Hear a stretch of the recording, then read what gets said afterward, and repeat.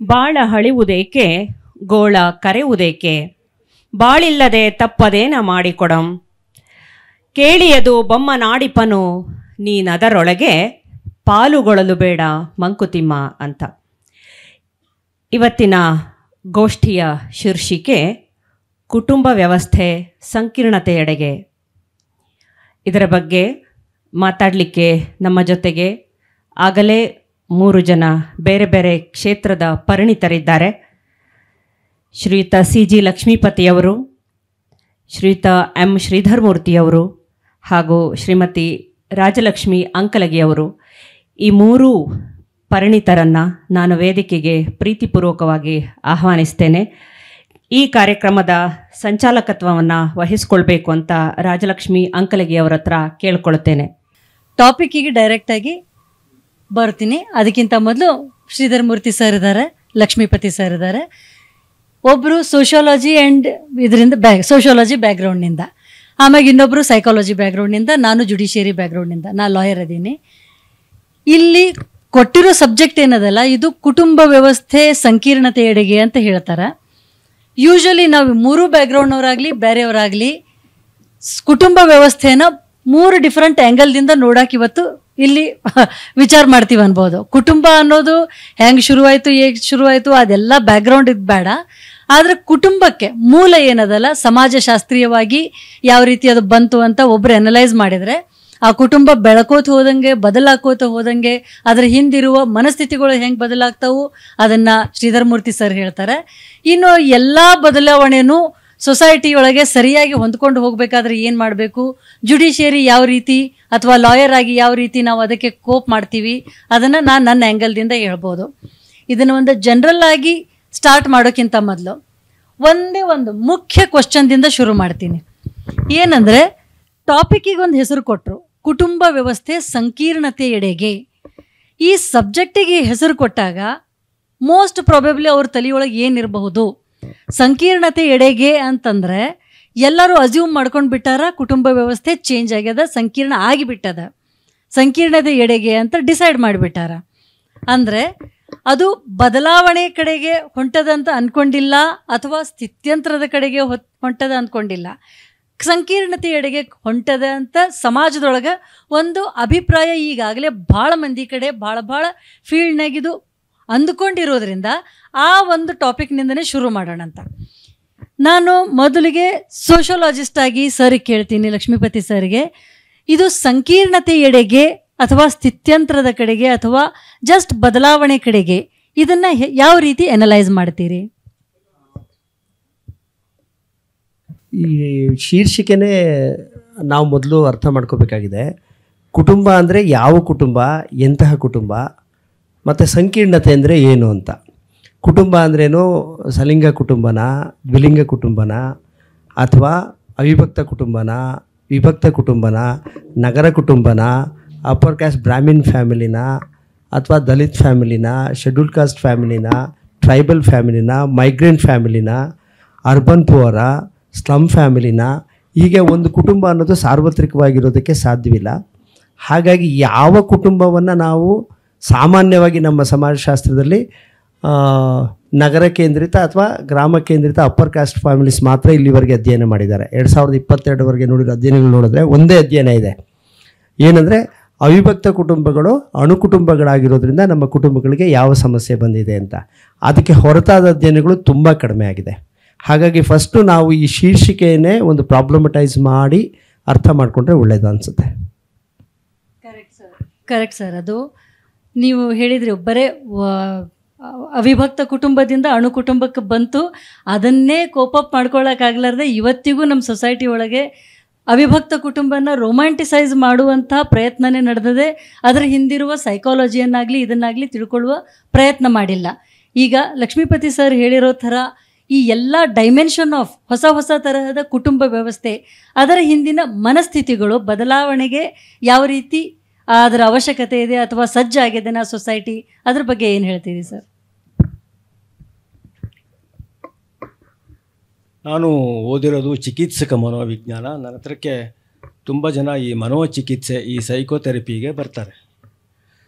ನನ್ನ ತಿಳುವಳಿಕೆ ಪ್ರಕಾರ ಒಂದು ಕಾಲದಲ್ಲಿ ಈ ವಿಶೇಷವಾಗಿ ಮದುವೆಯನ್ನು ನಾನು ಫೋಕಸ್ ಇಟ್ಕೊಂಡು ಮಾತಾಡ್ತೀನಿ. ನನ್ನ ಕಾಲೇಜಲ್ಲಿ ನನ್ನ ಕ್ಲಾಸಲ್ಲಿ ಕೂತ ಹೆಣ್ಮಕ್ಳು ಸುಮಾರಷ್ಟು ಜನ ಇವತ್ತು ನನ್ನ ಹತ್ರಕ್ಕೆ ಬರ್ತಾ ಇದ್ದಾರೆ ಸಮಸ್ಯೆಗಳನ್ನ ಹೇಳಿಕೊಂಡು. ಇದು ಕಳೆದ 25 ವರ್ಷದಲ್ಲಿ ಜಾಸ್ತಿ ಆಗಿದೆ. ಫ್ಯಾಮಿಲಿ ಕೋರ್ಟ್ ಅಂತ ಇರಲಿಲ್ಲ. ಕೋರ್ಟ್ಗಳಲ್ಲಿ ಶನಿವಾರ ಮಾತ್ರ ಈ ಫ್ಯಾಮಿಲಿಗೆ ಸಂಬಂಧಪಟ್ಟ ವಿಷಯಗಳನ್ನ ತಗೊಳ್ತಾ ಇದ್ರು. ಈಗ ಫ್ಯಾಮಿಲಿ ಕೋರ್ಟ್ ಆಯಿತು. ಅಲ್ಲಿ ನನ್ನ ತಿಳುವಳಿಕೆ ಪ್ರಕಾರ 13 ಕೋರ್ಟ್ಗಳಿದೆ. ಕ್ರಿಮಿನಲ್ ಟ್ರಯಲ್ಸ್ನ ಟ್ರಯಲ್ ಮಾಡುವ ಇದಕ್ಕಿಂತ ಫ್ಯಾಮಿಲಿ ಕೋರ್ಟ್ಸಲ್ಲಿ ರಶ್ ತುಂಬ ಇದೆ ಇವತ್ತು. ಮತ್ತು ಅಲ್ಲಿ ಮ್ಯಾರೇಜ್ ಏಜೆಂಟ್ಸ್ ಕೂಡ ಅಲ್ಲೇ ಇದ್ದಾರೆ. ಇದು ನನಗೆ ಒಬ್ಬ ಮನಃಶಾಸ್ತ್ರದ ವಿದ್ಯಾರ್ಥಿಯಾಗಿ I have lost faith in marriage as a valid social institution. It is breaking. ಇದಕ್ಕೆ ಕಾರಣಗಳು ಹಲವಾರು. ಪೇರೆಂಟಿಂಗ್ಗೆ ಪ್ರಾಬ್ಲಮ್ಸ್ ಇರೋರು ನನ್ನ ಹತ್ರಕ್ಕೆ ಬರ್ತಾರೆ ಅಂದರೆ ಏನಾಗಿದೆ ಅಂದರೆ kids don't have enough time to be just kids.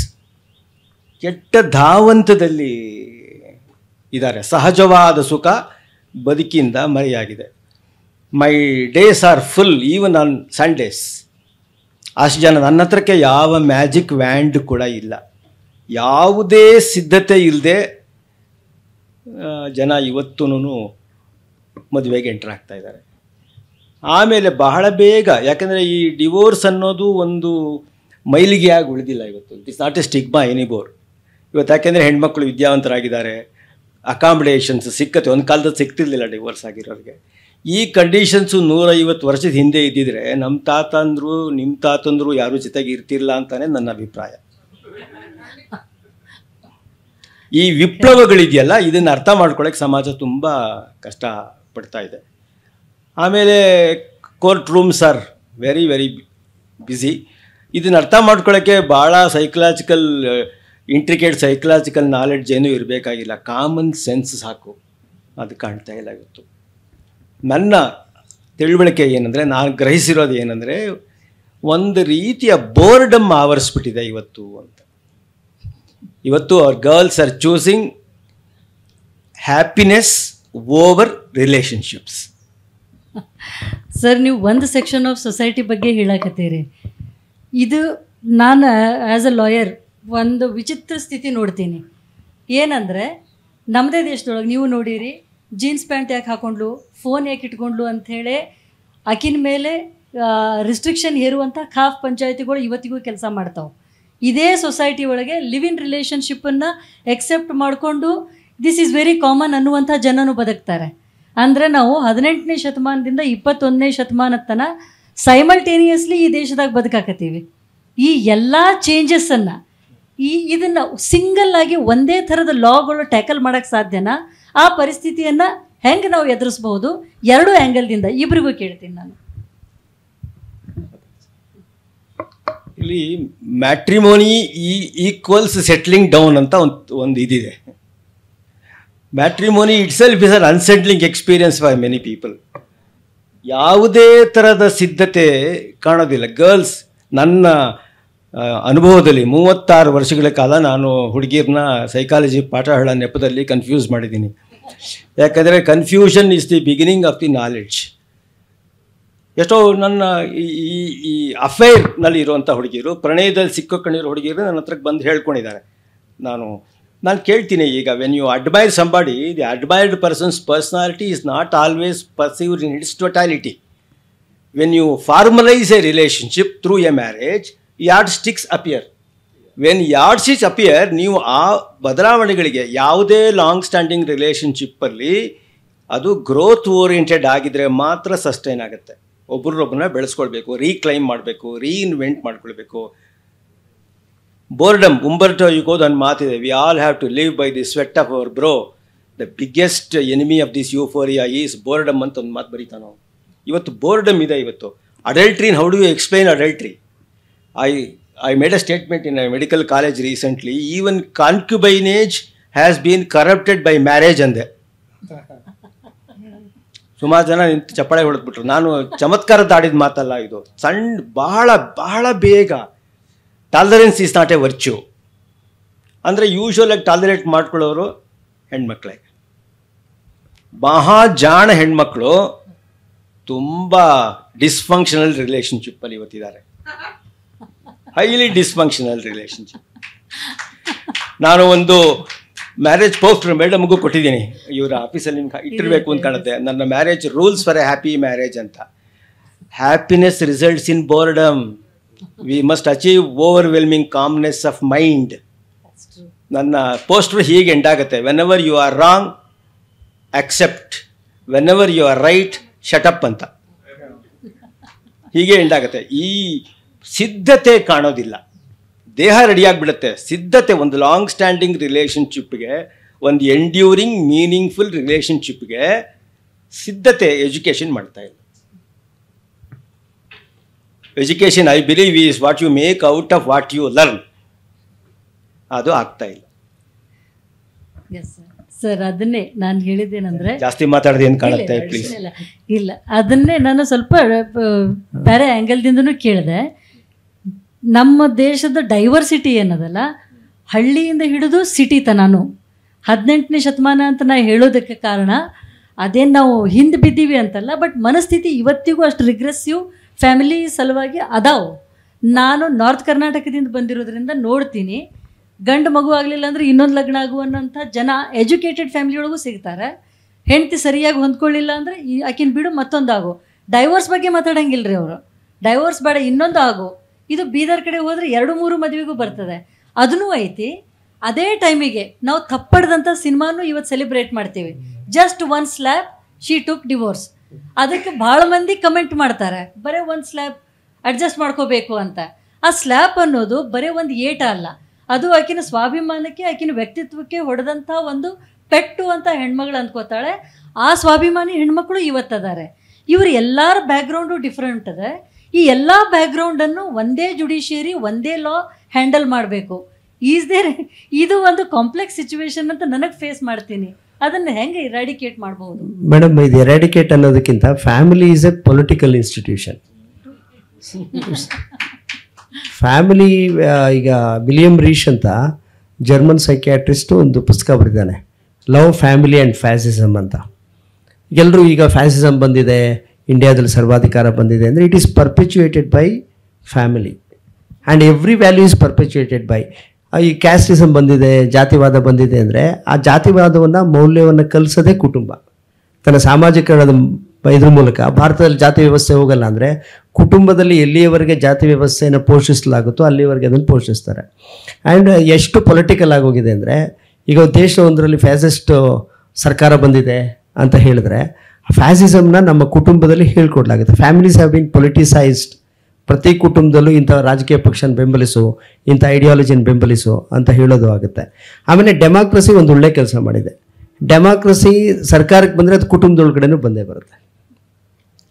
ಒಂದು ಐಡಿಯಾಲಜಿಯಾಗಿ ಕುಟುಂಬದೊಳಗೆ ಅದು ಪ್ರವೇಶಿಸ್ತಿರಲೇಬೇಕಾಗುತ್ತೆ. ಸ್ವಾತಂತ್ರ್ಯ ಬಂದ 75 ವರ್ಷ ಆದಮೇಲೆ ಮಹಿಳೆಯರು ತಮ್ಮ ಪ್ರಜಾಪ್ರಭುತ್ವ ಮೌಲ್ಯಗಳನ್ನು ಕ್ಲೈಮ್ ಮಾಡಿದ್ಮೇಲೆ, ತಮ್ಮ ಹಕ್ಕನ್ನು ಕ್ಲೈಮ್ ಮಾಡಿದ್ಮೇಲೆ ಇನ್ಸ್ಟಿಟ್ಯೂಷನ್ ಆಫ್ ಫ್ಯಾಮಿಲಿ ಅದು ಬೇರೆ ರೂಪ ಪಡ್ಕೋಬೇಕು ಅಥವಾ ಅದು ಛಿದ್ರ ಆಗಬೇಕು. ಹಾಗಾಗಿ ಇದೊಂದು ಪೊಲಿಟಿಕಲ್ ಇನ್ಸ್ಟಿಟ್ಯೂಷನ್ ಆಗಿರೋದ್ರಿಂದ ಇದಕ್ಕೆ ಅದನ್ನು ಆ ದೃಷ್ಟಿಯಿಂದ ನೋಡಿದ್ರೆ ಒಳ್ಳೆಯದು ಅಂತ ಅನಿಸುತ್ತೆ ನನಗೆ. ಹಾಗೆ ಇದನ್ನು ಒಂದು ಎರಾಡಿಕೇಟ್ ಬಗ್ಗೆ ಕೇಳಿದ್ರಿ. ಎರಾಡಿಕೇಷನ್ನು ಫ್ಯಾಮಿಲಿ ಬೇರೆ ಬೇರೆ ರೂಪ ತಗೊಳ್ತಾ ಹೋಗುತ್ತೆ. ಅದು ಕುಟುಂಬ ಅನ್ನೋದನ್ನು ಬೇರೆ ಬೇರೆ ಸಾಂಪ್ರದಾಯಿಕ ರೀತಿಯಲ್ಲಿ ಅರ್ಥ ಮಾಡ್ಕೊಳಕ್ಕಾಗದೆ ಹೋಗ್ಬೋದು. ಅದು ಕೂಡು ಕುಟುಂಬ ಆಗಿಬರ್ಬೋದು, ಅಥವಾ ಒನ್ ಸ್ಟ್ಯಾಂಡ್ ನೈಟ್ ಆಗ್ಬೋದು, ಅಥವಾ ಇನ್ನೊಂದು ಈ ಸೈಲೆಂಟ್ ಡೈವರ್ಸ್ ಆಗಿರ್ಬೋದು, ಅಥವಾ ಲಿವಿಂಗ್ ಅಪಾರ್ಟ್, ಲಿವಿಂಗ್ ಟುಗೆದರ್, ಬೇರೆ ಬೇರೆ ಇದ್ದು ಒಟ್ಟಿಗೆ ವೀಕೆಂಡ್ ಫ್ಯಾಮಿಲೀಸ್ ಆಗ್ಬೋದು. There are various kinds of families. ಆಮೇಲೆ ಬೋರ್ಡಮ್ಮು ಈ ಮಧ್ಯಮ ವರ್ಗ ಮತ್ತು ಮೇಲ್ವರ್ಗಗಳಲ್ಲಿ ಇಷ್ಟೊಂದು ಮೀಡಿಯಾ, ಇಷ್ಟೊಂದು ಅಟ್ರಾಕ್ಷನ್ ಸರ್ ಬರುವಂಥವರೆಲ್ಲ ಮೋಸ್ಟ್ಲಿ ಕೆಲವರ್ಗದವ್ರು ಕಡಿಮೆ ಸಂಖ್ಯೆ ಇರ್ತಾರೆ ಅಂತ ನಾನು ಊಹೆ ಮಾಡ್ತೀನಿ ಸೋಷಿಯಾಲಜಿಸ್ಟ್ ಆಗಿ. ಮೇಲ್ವರ್ಗ ಮಧ್ಯಮ ವರ್ಗದ ಒಂದು ಈಗ ಕನ್ಸ್ಯೂಮರಿಸ್ಟ್ ಆ್ಯಟಿಟ್ಯೂಡ್ ಇದೆಯಲ್ಲ, ವಸ್ತು ಹೊಸಬೇಕು, ಹಾಗೆ ಗಂಡನೂ ಹೊಸಬೇಕು, ಹೆಂಡ್ತಿನೂ ಹೊಸಬೇಕು, ಸಂಗಾತಿನೂ ಹೊಸಬ್ರು ಬೇಕು, ಪ್ರತಿದಿನ ಲೈಂಗಿಕತೆಯಲ್ಲಿ ಹೊಸತನನ ಹುಡ್ಕೋದು ಅದೆಲ್ಲನೂ ನಡೆಯುತ್ತೆ. ಇದೆಲ್ಲ ಇಷ್ಟೊಂದು ವಿಚಾರ ಕುಟುಂಬ ಸಂಕೀರ್ಣವಾಗಿಲ್ಲ. ಕುಟುಂಬವನ್ನು ರೂಪಿಸ್ತಿರುವಂಥ ಸಮಾಜ ಮತ್ತು ಕುಟುಂಬಗಳಲ್ಲಿ ತಮ್ಮ ಮಕ್ಕಳನ್ನು ರೂಪಿಸ್ತಿರುವಂಥ ವಿಧಾನವೇ ಸಂಕೀರ್ಣವಾಗಿದೆ. ಅದು ಕರೆಕ್ಟ್ ಸರ್. ಯಾಕಂದರೆ ರೀಸೆಂಟಾಗಿ ನನಗೆ ಇದ್ರ ಬಗ್ಗೆ ಐಡಿಯಾ ಇರಲಿಲ್ಲ. ನಾನು ಬರೀ ಏನು ಅಂದ್ಕೊಂಡಿದ್ದೆ, ಕೆಲವೊಮ್ಮೆ ಶಾಖಾ ಒಳಗೆ ಹುಡುಗರಿಗೆ ಈ ಥರ ಟ್ರೈನಿಂಗ್ ಕೊಡ್ತಾರೆ ಅಂತ ಅಂದ್ಕೊಂಡಿದ್ದೆ. ಅಂದರೆ ಎಲ್ಲ ಒಂದು ಶಿಸ್ತು ಕಲಿಸ್ತಾರೆ ಅಂತ ನನಗೆ ಹೇಳ್ತಿದ್ರು. ಬಟ್ ಅದು ಬಾಲ ಸಂಸ್ಕಾರ ಅಂತ ಹೆಣ್ಮಕ್ಳಿಗೂ ಒಂದು ಆರ್ಗನೈಸೇಷನ್ ಐತಿ. ಅಲ್ಲಿ ಶ್ಲೋಕ ಹೇಳ್ಕೊಡ್ತಾರೆ, ಹೆಣ್ಮಕ್ಳು ಹೆಂಗಿರ್ಬೇಕು ಅನ್ನೋದು ಹೇಳ್ಕೊಡ್ತಾರೆ ಅಂತ ಒಂದಿಷ್ಟು ಮಕ್ಕಳು ನನಗೆ ಹೇಳಿದರು. ಅಂದರೆ ಹೆಣ್ಣು ಮಕ್ಕಳನ್ನು ನಾವು ಅನ್ಕೊಳಕತ್ತೀವಿ ಏನೋ ಭಾರಿ ಎಂಪವರ್ ಮಾಡಾಕತ್ತೀವಿ ಎಜುಕೇಷನ್ದಿಂದ ಅಂತ. ಅವರು ಒಂದು ಚಲೋ ಎಜುಕೇಷನ್ ಇನ್ಸ್ಟಿಟ್ಯೂಟ್ನಾಗ ಕಲಿಯಾಕತ್ತಾರೆ. ಆದ್ರೆ ಹೊರಗೆ ಬಂದ ಕೂಡಲೇ ಅದೇ ಪೇರೆಂಟ್ಸು ಆ ಮಕ್ಕಳನ್ನು ಈವ್ನಿಂಗ್ ಅಥವಾ ವೀಕೆಂಡ್ ಕ್ಲಾಸಿಗೆ ಬಾಲ ಸಂಸ್ಕಾರ ಕ್ಲಾಸಿಗೆ ಕಳಿಸ್ತಾರೆ. ಅಂದರೆ ಹೆಣ್ಮಕ್ಳು ಹೆಂಗಿರಬೇಕು, ಕುಟುಂಬದೊಳಗೆ ಹೆಂಗೆ ಹೊಂದ್ಕೋಬೇಕು, ಆಮೇಲೆ ಅಲ್ಲಿ ಎಲ್ಲ ಸಂಸ್ಕೃತಿಯ ವಿವಿಧ ಆಯಾಮಗಳನ್ನು ಕಲಿಸ್ತಾರೆ ಅಂತ ಭಾಳ ಚಂದ ಶಬ್ದದೊಳಗೆ ನನಗೆ ಹೇಳಿದರು. ಏನು ಸಂಸ್ಕೃತಿಯ ವಿವಿಧ ಆಯಾಮ ಅಂದ್ರೆ ನಮ್ಮ ಸೊಸೈಟಿ ಒಳಗೆ ಹೆಣ್ಮಕ್ಳು ಹೆಂಗಿರಬೇಕು ಅಂತ ಕಲಿಸ್ತಾರೆ ಅಂತ. ಕಂಪ್ಲೀಟ್ ಕಾಂಟ್ರಡಿಕ್ಟರಿ ಎಜುಕೇಷನನ್ನು ನಮ್ಮ ಮಕ್ಕಳಿಗೆ ಕೊಡಾಕತ್ತೀವಿ. ಈ ಕಡೆ ಸ್ಕೂಲ್ನಾಗ ಅವರಿಗೆ ಎಂಪವರ್ ಮಾಡ್ತಾರೆ, ಮನೆಗೆ ಬಂದಮೇಲೆ ಈ ಥರದ್ದು ಕಲಿಸ್ತಾರೆ. ಈ ಸೊಸೈಟಿ ಒಳಗೆ ಈ ಥರದ ಬದಲಾವಣೆಗಳಾಗಕತ್ತವೆ. ಇದೆಲ್ಲ ಡೆಫಿನೆಟಾಗಿ ಸೈಕಾಲಜಿಕಲಿ ಮಕ್ಕಳ ತಲೆ ಮೇಲೆ ಇಂಪ್ಯಾಕ್ಟ್ ಆಗೇ ಆಗ್ತದೆ. ಅದು ಕುಟುಂಬ ವ್ಯವಸ್ಥೆ ಅದು ಹಿಂಗೆ ಇರಬೇಕು ಅಂತ ಹೇಳೋಕ್ಕಾಗೋದಿಲ್ಲ, ಅದೊಂದು ಪ್ರಾಬ್ಲಮ್ ಆಗ್ತದೆ ಅನ್ನೋ ಫೀಲಿಂಗ್ ಬರ್ತದೆ. ಇದರೊಳಗೆ ಸರ್ ನಿಮಗೇನು ಅನ್ನಿಸ್ತದೆ, ಇದನ್ನು ಈ ಥರದ ಮನಸ್ಥಿತಿನ ಅವರಿಗೆ ಒಂದು ಕ್ಲಾರಿಟಿ ಕೊಡಬೇಕು ಅಂದರೆ ಎಜುಕೇಷನ್ ಇನ್ಸ್ಟಿಟ್ಯೂಟ್ನಾಗ ಕೊಡೋಕ್ಕೆ ಸಾಧ್ಯನಾ, ಫ್ಯಾಮಿಲಿ ಒಳಗೆ ಕೊಡೋಕ್ಕೆ ಸಾಧ್ಯನಾ, ಯಾವ ರೀತಿ ಕೊಡ್ಬೋದು ಮಕ್ಕಳಿಗೆ? ಸಿಲೆಬಸ್ಸಲ್ಲಿ ಇಟ್ಟರೆ ಆಗಲ್ಲ ಮೇಡಮ್, ಸಿಲೆಬಸ್ಸಲ್ಲಿ ಇಟ್ಟರೆ ಆಗಲ್ಲ. ಇದು ಸಿಲೆಬಸ್ಸಿನ ಆಚೆ ಹೋಗುವ ಯೋಗ್ಯತೆ ಟೀಚರ್ಸ್ಗೆ ಇರಬೇಕು. ಇನ್ಸಿಡೆಂಟಲ್ ಆಗಿ ಮೆನ್ಷನ್ ಮಾಡ್ತಾ ಇದ್ದರೆ ಅದು ಮುಟ್ಟತ್ತೆ. ಸಿಲೆಬಸ್ಸಲ್ಲಿ ಇಟ್ಟರೆ ಮಕ್ಕಳು ಪರೀಕ್ಷೆಗೆ ಬರೀತಾರೆ ಅಷ್ಟೇ. MCQs ABCD. ನಾನು ಅದನ್ನು ಅಪೋಸ್ ಮಾಡಿದ್ದೆ. ಕೊನೆಯ ಆಪ್ಷನನ್ನು ಒನ್ ಆಫ್ ದಿ ಅಬವ್ ಅಂತ ಹಾಕ್ಬಿಡಿ, ವ್ಯಾಲ್ಯೂಯೇಷನ್ ಸುಲಭ ಆಗುತ್ತೆ ಅಂತ. ಅಲ್ಲ, ವಿಷಯ ಏನಂದರೆ ಇಲ್ಲಿ ಟೀಚರ್ಸು ಸೆನ್ಸಿಟಿವ್ ಆಗಿರಬೇಕು. ಈಗ ನಾನು ಹುಡುಗಿರ ಕಾಲೇಜಲ್ಲಿ ಕೆಲಸ ಮಾಡಿದ್ವಿ, ನನ್ನ ಕಲೀಗ್ಸೇ ಬೇಕಾಷ್ಟು ಚೆನ್ನಾಗಿದ್ದರು. Many of those teachers were in dysfunctional relationship. ಅವರು ಕೆಲವ್ರಿಗೆ ಅಡ್ವೈಸ್ ಮಾಡಿ, ಈ ಶ್ರೀಧರ್ ಮೂರ್ತಿ ಮತ್ತು ಈ Manu Chakravarthy they walk tall in this campus. ಅವ್ರ ಮಾತು ಕೇಳ್ಕೊಂಡು ಇರಬೇಡಿ, ನಿಮಗೆ ಅನಿಸ್ದಾಗ ನಿಮ್ಮ ಅಪ್ಪ ಅಮ್ಮ ನೋಡಿದ್ದು ಹುಡುಗನ್ನ ಮದುವೆ ಮಾಡ್ಕೊಂಡು ಸುಖವಾಗಿರಿ ಅಂತ. ಟೀಚರ್ಸ್ ಅಂದರೆ ಫಸ್ಟ್ ಅವರಿಗೆ ಸರಿಯಾದ ತಿಳುವಳಿಕೆ ಹೀಗಿರಬೇಕು. ಈ 10 ಕಮಾಂಡ್ಮೆಂಟ್ಸ್ ಇದೆಲ್ಲ, 10 commandments is a list of don'ts. Creativity consist in breaking the rules about 10 commandments. ನಾನೊಬ್ಬ ಟೀಚರ್ಗೆ ಹೇಳಿದ್ದೆ, 11th ಕಮಾಂಡ್ಮೆಂಟ್ ಬಗ್ಗೆ ವಿಲ್ ಡ್ಯೂರಾಂಟ್ ಬರೀತಾನೆ. When self survival is at stake, the 10 commandments shall remain silent ಅಂತ. ಸೊ ಎಜುಕೇಷನ್ ಇವ್ರನ್ನ ಯಾತಕ್ಕೆ job ready ಮಾತ್ರ ಮಾಡ್ತಾ ಇದೆ, ತೀರ್ಮಾನಗಳು ತೆಗೆದುಕೊಳ್ಳಿ. ನನ್ನ ಹತ್ರಕ್ಕೆ ಒಂದು 4 ಜನ KS ಆಫೀಸರ್ಸ್ ಬರ್ತಾರೆ, ಎಲ್ಲ ಯಂಗ್ ಗರ್ಲ್ಸ್. ಒಂದು ತೀರ್ಮಾನ ತೊಗೊಳಕ್ಕಾಗ್ತಾ ಇಲ್ಲ ಅವ್ರಿಗೆ. ಹೈಲಿ ಒಬ್ಬ ಮದುವೆ ಆದ 4 ದಿನದಲ್ಲೇ ಹುಡುಗ ಹೇಳಿದಂತೆ ನನಗೆ ಎರೆಕ್ಟೈಲ್ ಡಿಸ್ಫಂಕ್ಷನ್ ಇದೆ ಅಂತ. ಹುಡುಗಿಗೆ ಹೇಳಬೇಕೋ ಡಾಕ್ಟ್ರಿಗೆ ಹೇಳಬೇಕು? ಅವನು ಪ್ರೆಷರ್ ಕುಕ್ಕರ್ ಅಟ್ಮಾಸ್ಫಿಯರ್ ಕ್ರಿಯೇಟ್ ಆಗಿಬಿಟ್ಟಿದೆ. ಸೊ ಕ್ಲಾಸ್ ರೂಮಲ್ಲಿ ಇನ್ಸಿಡೆಂಟಲ್ ಆಗಿ ಮೆನ್ಷನ್ ಮಾಡಿ ವಿಸ್ಪ್ರಸಲ್ಲಿ ಹೇಳಿದ್ದು ಮುಟ್ಟತ್ತೆ ಅಂತ ನನ್ನ ಅಭಿಪ್ರಾಯ. ತುಂಬ ಜಾಣ ಹೆಣ್ಮಕ್ಳು ಅವ್ರು ಓದಿದ್ದು ಯಾತಕ್ಕೆ ಬದುಕಲ್ಲಿ ನೆರವಾಗಿಲ್ಲ ಅವ್ರಿಗೆ. ಒಂದು ಸಣ್ಣ ತೀರ್ಮಾನ, ಒಂದು ಉದಾಹರಣೆ, ನನ್ನ ಹತ್ರಕ್ಕೊಬ್ಬ ಆರ್ಮಿ ಆಫೀಸರು ಅವನ ಹೆಂಡ್ತಿನ ಕರ್ಕೊಂಡು ಬಂದ. 3 ಜನ ಮಕ್ಕಳವನಿಗೆ. ಅವನಿಗೆ ಅನುಮಾನದ ಕಾಯಿಲೆ ಇದೆ. 3ನೇ ಮಗು ನಂದಲ್ಲ ಅಂತ. ನಾನು 2 ಸತಿ ಅವನಿಗೆ ಗೊತ್ತಿಲ್ಲದೆ 1-2 ಟೆಸ್ಟ್ಗಳು ಕಂಡಕ್ಟ್ ಮಾಡಿದೆ. ಆಮೇಲೆ ಆ ಹುಡುಗಿ ಹತ್ರಕ್ಕೆ ಮಾತಾಡಿದೆ. DNA ಎಕ್ಸಾಮಿನೇಷನಿಗೆ ನಿಮಗೆ ಫೋರ್ಸ್ ಮಾಡ್ತಾ ಇದ್ದಾನೆ, ಒಪ್ಕೋಬೇಡಿ, ಯಾಕಂದರೆ ತಲೆಯಲ್ಲಿ ಸಂಶಯ ಪಿಶಾಚಿ ಇದೆ ಅವನಿಗೆ, ಯಾವುದೇ ಸಂಬಂಧ ಉಳಿಬೇಕಾಗಿರೋದು ಟ್ರಸ್ಟಿಂದ ಅಂತ. ಇದು ಭಾಳ ಪೆಕ್ಯುಲರ್ ಕೇಸ್. ಇದು ಫೋರ್ಸ್ ಮಾಡಿ ಹೈದರಾಬಾದಲ್ಲಿ DNA ಮಾಡಿಸಿದ್ರು. DNA ಮಾಡಿದವಳು ನನ್ನ ಕ್ಲಾಸ್ಮೇಟ್ ನಿಮ್ಯಾನ್ಸಲ್ಲಿ. ಆವಾಗ ನನಗೆ ಅವರು ರಾತ್ರಿ ಫೋನ್ ಮಾಡಿ ಕೇಳ್ತಾಳೆ, ಏನು ಬರೀಲಿ ರಿಪೋರ್ಟ್ ಅಂದರು. 3ನೇ ಮಗು ಇವ್ರದೇನೆ, ಫಸ್ಟ್ ಆ್ಯಂಡ್ ಸೆಕೆಂಡ್ ಇವ್ರದಲ್ಲ ಅಂತ. ಏನು ಬರೀಬೇಕು? 3ನೇ ಮಗು ಬಗ್ಗೆ ಅನುಮಾನ ಇರೋದ್ರಿಂದ ನೀನು ಮಾಸ್ತಿದು ಜೋಗಿಯವ್ರ ಅಂಜಪ್ಪನ ಕೋಳಿ ಕತೆ ಓದಿದ್ಯಾ, 3 ಹಿಂದೆ ಅಂತ ಬರೀ. ಇದು ಎಷ್ಟಿದೆ ಅಂದರೆ ಇವತ್ತು ಜಾತಕ ನ್ಯೂಮರಾಲಜಿ ಬಿಟ್ಟು ಇದಕ್ಕೆ ಹೋಗ್ತಾರೆ. ಏನು ನಮ್ಮ ಹತ್ರಕ್ಕೆ ಬಂದು ಪರ್ಸ್ನಾಲಿಟಿ ಪ್ರೊಫೈಲ್ ಮಾಡಿಸ್ಕೊಳ್ತಾರೆ, ಆಗತ್ತಾ ಅಂತ. ಈ ಪರ್ಸ್ನಾಲಿಟಿ ಪ್ರೊಫೈಲ್ ಕೂಡ ಸುಳ್ಳು. ಯಾಕೆಂದರೆ ನೀವು ಕ್ವೆಶ್ಚನಿಯರ್ಗೆ ಆನ್ಸರ್ ಮಾಡಬೇಕಾದ್ರೆ ಪೊಲಿಟಿಕಲಿ ಕರೆಕ್ಟ್ ಆನ್ಸರ್ಸೇ ಕೊಡ್ತೀರಾ. ಅದಕ್ಕೆ the person behind the profile is very important. Long standing ರಿಲೇಷನ್ಶಿಪ್ಪಲ್ಲಿ ಇಬ್ಬರು ಬದಲಾವಣೆ ಆಗ್ತಾರೆ. What you see is not what you get in life. So ಸರಿಯಾದ ಸಿದ್ಧತೆ ಅಂದರೆ ಅವ್ರಿಗೆ ಅನ್ನಿಸ್ತವ್ರನ್ನ ಮದುವೆ ಮಾಡ್ಕೋಬೇಕು. ಮತ್ತು ಹ್ಯಾಪಿನೆಸ್ನ ಹೇಳೇ ಇಲ್ಲ ಇಂಡಿಯನ್ ಫಿಲಾಸಫಿನಲ್ಲಿ. To achieve overwhelming calmness of happiness index ಒಳಗೆ ಫುಲ್ ಕೆಳಗೆ ಬಂದುಬಿಟ್ಟಾರಲ್ಲ. ಇವತ್ತೇನಿದ್ರೆ ಜನ historically unhappy. Some people are normally unhappy. ನಮ್ಮ ಕೆಲಸ ಏನಂದರೆ ಹಿಸ್ಟ್ರಿಕಲಿ ಉನ್ಮಾದ ಸ್ಥಿತಿಯಲ್ಲಿ ಅಸುಖಿಗಳಾಗಿರೋದ್ರನ್ನ ನಾರ್ಮಲ್ ಆಗಿ ಬದಲಾವಣೆ ಆಗ್ತಾ ಇದೆ ತುಂಬ. ನಾನು ಮೆಡಿಕಲ್ ಕಾಲೇಜಲ್ಲಿ ಪಾಠ ಮಾಡಬೇಕಾದ್ರೆ ಈಗ ಒಂದು ತಿಂಗಳಿಂದ ಹೇಳಿದೆ, stress is when your wife is pregnant, anxiety is when your girlfriend is pregnant, panic is when both of them are pregnant, depression is both of them are pregnant but you R not responsible ಅಂತ. ಬಹಳ ವಿಪ್ಲವಗಳಾಗ್ತಾ ಇದೆ, ಬಹಳ ಕಲಸು ಮೇಲುವರಾಗ್ತದೆ. ಎಲ್ಲರೂ psychologist ಹತ್ರಕ್ಕೆ ಬರ್ತಾರೆ ಅಥವಾ ಗುರುಗಳ ಹತ್ರಕ್ಕೆ ಹೋಗ್ತಾರೆ. ಗುರು ಕಲ್ಟ್ ಮೇಲೆ ಎದ್ದುಬಿಟ್ಟಿದಲ್ಲ. ಮೊನ್ನೆ ಹೇಳಿದ್ರು ನಮ್ಮ ಗುರುಗಳ ಹತ್ರಕ್ಕೆ ಬನ್ನಿ, 7 ಜನ್ಮಕ್ಕೂ ಸಾಕಾಗೋಷ್ಟು ಹೇಳ್ತಾರೆ ಅವರು, ನೀವು ಬರಬೇಕು ಅಂತಂದರು. ಈ ಜನ್ಮಕ್ಕೆ ಎಷ್ಟು ಬೇಕೋ ಅಷ್ಟು ಕಳಿಸಿ ಮುಂದೆ ಕಲಿಸೋನೆ ಗುರು. 7 ಜನ್ಮಕ್ಕೂ ಬೇಡ, ದಯವಿಟ್ಟು ಬರೋದಿಲ್ಲ. ಯಾಕೆಂದರೆ ಆ ಗುರುವಿನ ಹೆಣವನ್ನು ಹೆಗಲಿನಿಂದ ಇಣಿಸು ಅಂತಾನೆ ರಜನೀಶು. ಈ ಕಲ್ಟ್ ಜಾಸ್ತಿ ಆಗಿರೋದ ಕಾರಣ ನೀವು ಇದಕ್ಕೆ ಹೋದರೆ ಗೊತ್ತಾಗುತ್ತೆ. ಅಲ್ಲಿ ಒಂದು ಆಶ್ರಮ ಇದೆ, ಅಲ್ಲಿ Guruji my daughter wants to pursue physiotherapy, I am suggesting that she should do nursing, what do you advise ಅಂತ.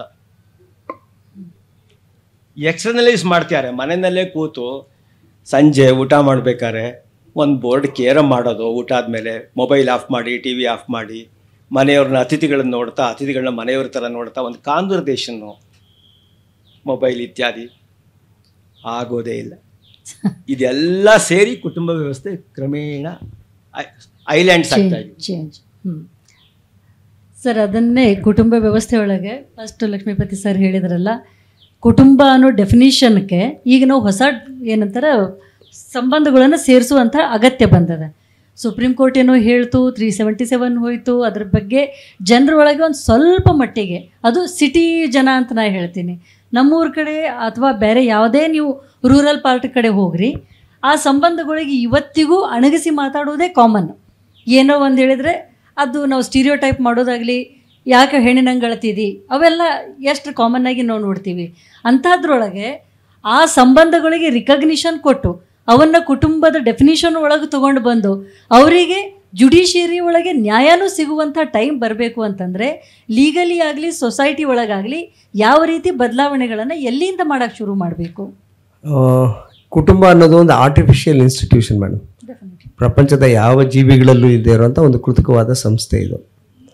ಹಾಗಿರುವಾಗ ಈ ಕೃತಕವಾದ ಸಂಸ್ಥೆಯೊಂದರಲ್ಲಿ ಅದನ್ನು ಒಂದು ಕಾನೂನಿನ ಚೌಕಟ್ಟಿಗೆ ಕೂರಿಸಬೇಕು, ಮತ್ತು ಅದನ್ನು ಕೂರಿಸಲಾಗಿದೆ. ಆದರೆ ಇದು ಇನ್ಸ್ಟಿಂಕ್ಟಿಂಗ್ ಲೆವೆಲಲ್ಲೂ ನಡೆಯುತ್ತೆ, ಕಲ್ಚರಲ್ ಲೆವೆಲ್ ನಡೆಯುತ್ತೆ, ಪೊಲಿಟಿಕಲ್ ಲೆವೆಲಲ್ಲಿ ನಡೆಯುತ್ತೆ, ಸೋಷಿಯಲ್ ಲೆವೆಲಲ್ಲಿ ನಡೆಯುತ್ತೆ. ಬೇರೆ ಬೇರೆ ಹಂತಗಳಲ್ಲಿ ಕುಟುಂಬ ರನ್ ಆಗ್ತಾ ಇರೋದ್ರಿಂದ ನಾವು ಅದನ್ನು ಒಂದು ಕಾನೂನಿನ ಚೌಕಟ್ಟೊಳಗೆ ನೋಡೋದಕ್ಕಿಂತ ಬೇರೆ ಥರನೂ ನೋಡ್ಬೋದು. ಆ ಶಿಕ್ಷಣದ ಒಂದು ಮಾತು ಬಂತು, ಶಿಕ್ಷಣ ಸಬಲೀಕರಣಗೊಳಿಸುತ್ತಾ ಅಂತ. ಈಗ ನಾನು ಸುಮಾರು 30 ವರ್ಷ ಕಾಲೇಜಿನಲ್ಲಿ ಟೀಚ್ ಮಾಡಿ ನನಗೆ ಅರ್ಥ ಆಗಿರೋದೇನೆಂದರೆ, ನಮ್ಮ ಶಿಕ್ಷಣ ಮಹಿಳೆಯನ್ನು ಸಬಲೀಕರಣಗೊಳಿಸೋದಕ್ಕಿಂತ apart from the syllabus, only Brahminical value system is ruling our education campuses. ನಮ್ಮ ಇಡೀ ಕ್ಯಾಂಪಸ್ಸಲ್ಲಿ, ನಮ್ಮ ಕಾಲೇಜಿನ ಕ್ಯಾಂಪಸ್ಗಳಲ್ಲಿ ಬ್ರಾಹ್ಮಣಿಕಲ್ ವ್ಯಾಲ್ಯೂಸೇ, ಮನುಸ್ಮೃತಿ ವ್ಯಾಲ್ಯೂಸೇ ರೂಲ್ ಮಾಡ್ತಿದೆ. ಅಲ್ಲಿ ಟೀಚರ್ಸ್ ಕ್ಲಾಸ್ ರೂಮ್ಸಲ್ಲಿ they are acting as Manusmriti's agents. ಅವ್ರಿಗೆ ಗೊತ್ತಿಲ್ಲ, ಅವರು ಹೇರುತ್ತಿರುವ ಕ್ಲಾಸ್ ರೂಮ್ಸಲ್ಲಿ ಇರ್ತಿರುವಂಥ ಮೌಲ್ಯಗಳೇನಾಗಿದೆ ಅಂದರೆ ದೇ ಆರ್ ರೀಇನ್ಫೋರ್ಸಿಂಗ್ ಮನುಸ್ಮೃತಿ ವ್ಯಾಲ್ಯೂಗಳನ್ನು ಮತ್ತೆ ರೀಇನ್ಫೋರ್ಸ್ ಮಾಡ್ತಿದ್ದಾರೆ, ಮತ್ತು ಅದನ್ನು ಮಾಡ್ತಿದ್ದೀವಿ ಅಂತ ಅವ್ರಿಗೆ ಗೊತ್ತಿರಲ್ಲ. ಹಾಗಾಗಿ ಎರಡನೇದಾಗಿ ಇದು ಮನೆಗಳಲ್ಲಿ ಕ್ರಾಂತಿಕಾರವಾಗಿ ಕಾಣುತ್ತೆ. ಮನೆಗಳಲ್ಲಿ ಅವ್ರು ಕ್ರಾಂತಿಕಾರವಾಗಿದ್ದಾರೆ ಅಂದರೆ ಅದು ತಪ್ಪು. ಯಾಕಂದರೆ ಮನೆಗಳಲ್ಲಿ ಅಪ್ಪರ್ ಕಾಸ್ಟ್ ಫ್ಯಾಮಿಲೀಸಲ್ಲಿ ಎಸ್ಪೆಷಲಿ ಮೇಲ್ಜಾತಿ ಕುಟುಂಬಗಳಲ್ಲಿ ಮೇಲ್ನೋಟಕ್ಕೆ ಹುಡುಗಿರು ಶಿಕ್ಷಣವನ್ನು ಪಡೆದ್ರು, ಅತಿ ಹೆಚ್ಚು ಶಿಕ್ಷಣವನ್ನು ಪಡೆದ್ರು, ಅಲ್ಲಿ ಫ್ಯಾಸಿಸ್ಟ್ ವ್ಯಾಲ್ಯೂಸ್ನ ಹೇಳ್ಕೊಡ್ತಾರೆ. ಮಹಿಳೆಗೆ ವಿರುದ್ಧವಾದ ಮೌಲ್ಯಗಳನ್ನೇ ಹೇಳಿಕೊಡ್ಲಾಗುತ್ತೆ, ಮಹಿಳೆಗೆ ವಿರುದ್ಧವಾದ ಆಚರಣೆಗಳನ್ನೇ ಹೇಳಿಕೊಡ್ಲಾಗುತ್ತೆ. ಮತ್ತು ಯಾವಾಗಲೂ ಕ್ಲ್ಯಾಶ್ ಆಗ್ತಾ ಇರುತ್ತೆ. ಇದು ಟ್ರೆಡಿಷನ್ನು ಮತ್ತು ಮಾಡರ್ನಿಟಿ ಮತ್ತು ಪೋಸ್ಟ್ ಮಾಡರ್ನಿಟಿ, ಈ ಮೂರೂ ಕ್ಲ್ಯಾಶ್ ಆಗ್ತಿರೋದು. ಮೌಲ್ಯಗಳು ಯಾವುದನ್ನು ಆಚರಿಸ್ಬೇಕು, ಹುಡುಗರಿಗಾಗಲಿ ಅಥವಾ ಹುಡುಗಿಯರಿಗಾಗಲಿ ಯಾವ ರೀತಿ ಇರಬೇಕು, ಒಬ್ಬ ಗಂಡನ ಪಾತ್ರ ಎಷ್ಟಿರಬೇಕು, ಈಗ ಕುಟುಂಬ ಅನ್ನೋದಕ್ಕೆ ಅದಕ್ಕೇನು ಬಂಡವಾಳ ಬೇರೆ ಇಲ್ಲ, ಅದಕ್ಕಿರೋದು ಭಾವನೆಗಳ ಬಂಡವಾಳದ ಮೇಲೆ ನಡೆಯುತ್ತೆ. ಎಮೋಷನಲ್ ರಿಸೋರ್ಸಸ್ ಒಂದು ಸಾರಿ ಅದು ತುಂಬ ಕಾಲ ಭಾವನೆಗಳ ಬಂಡವಾಳದ ಮೇಲೆ ನಡೆಯಲ್ಲ ಅದು. ಆಮೇಲೆ ಅದು ಆರ್ಥಿಕ ಬಂಡವಾಳ ಕನ್ವರ್ಟ್ ಆಗುತ್ತೆ. ಆಮೇಲೆ ಸಾಮಾಜಿಕ ಬಂಡವಾಳ ಸಾಂಸ್ಕೃತಿಕ ಬಂಡವಾಳಕ್ಕೆ ಪರಿವರ್ತನೆ ಆಗುತ್ತೆ. ಆರ್ಥಿಕ ಬಂಡವಾಳ ಸಾಮಾಜಿಕ ಬಂಡವಾಳ ಇಲ್ಲದೆ ಬರೀ ಭಾವನೆಗಳ ಮೇಲೆ ಬಂಡವಾಳ ಹೂಡಿರುವಂಥ ಸಂಸ್ಥೆಗಳು, ವಿವಾಹಗಳು ಕುಸಿದೊಟ್ಟೋಗುತ್ತೆ. ಸಾಮಾಜಿಕ ಬಂಡವಾಳ ಇರುವಂಥ ಕುಟುಂಬಗಳು ಅದು ಎಷ್ಟೇ ಕಷ್ಟ ಆದರೂ ಉಳ್ಕೊಳ್ಳೋದಕ್ಕೆ ಪ್ರಯತ್ನ ಪಡುತ್ತದೆ. ಆರ್ಥಿಕ ಬಂಡವಾಳ ಇಲ್ಲದಿರೋ ಕುಟುಂಬಗಳಿಗೆ ಮೈಗ್ರೆಂಟ್ ಫ್ಯಾಮಿಲೀಸು ನಾರ್ತ್ ಈಸ್ಟಿಂದ, ಬಿಹಾರಿಂದ, ಉತ್ತರಾಖಂಡಿಂದ, ಜಾರ್ಖಂಡಿಂದ ಎಷ್ಟು ಜನ ಬಂದಿದ್ದಾರೆ. ಆ ಕುಟುಂಬಗಳು ಹೇಗೆ ಯೋಚನೆ ಮಾಡ್ತಿದೆ?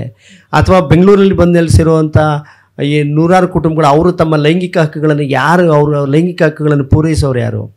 ಪ್ರತಿದಿನ ಈ ಬಿಹಾರಿಂದ ಬರುವಂಥ ಕಾರ್ಮಿಕರು ನೀವು ಪ್ರತಿದಿನ ಕೊಲೆಗಳನ್ನು, ಸ್ನೇಹಿತನಿಂದ ಕೊಲೆ, ಕುಟುಂಬದಲ್ಲಿ ಹೀಗಾಗ್ತಿದೆ ಅದನ್ನೆಲ್ಲ ಓದ್ತಾರೆ. ಯಾಕೆ ಈ ಕೊಲೆ ಆಗುತ್ತೆ ಅಂದರೆ ಅವ್ರಿಗೆ ಆ ಲಭ್ಯತೆಯ ಆಧಾರದ ಮೇಲೆ ಯಾರು ಲೈಂಗಿಕವಾಗಿ ಲಭ್ಯ ಆಗ್ತಾರೆ ಹತ್ತಿರದಿಂದ. ಹಾಗಾಗಿ ಲೈಂಗಿಕ ಹಕ್ಕುಗಳನ್ನು ಯಾರು, ಅದನ್ನು ವಿಲಿಯಂ ರೀಶ್ ಒಂದು ಸರ್ವೆ ಮಾಡ್ತಾನೆ, ಈ ಲೈಂಗಿಕ ಹಕ್ಕುಗಳ ಬಗ್ಗೆ ಯಾರೂ ಮಾತಾಡ್ತಿಲ್ಲ.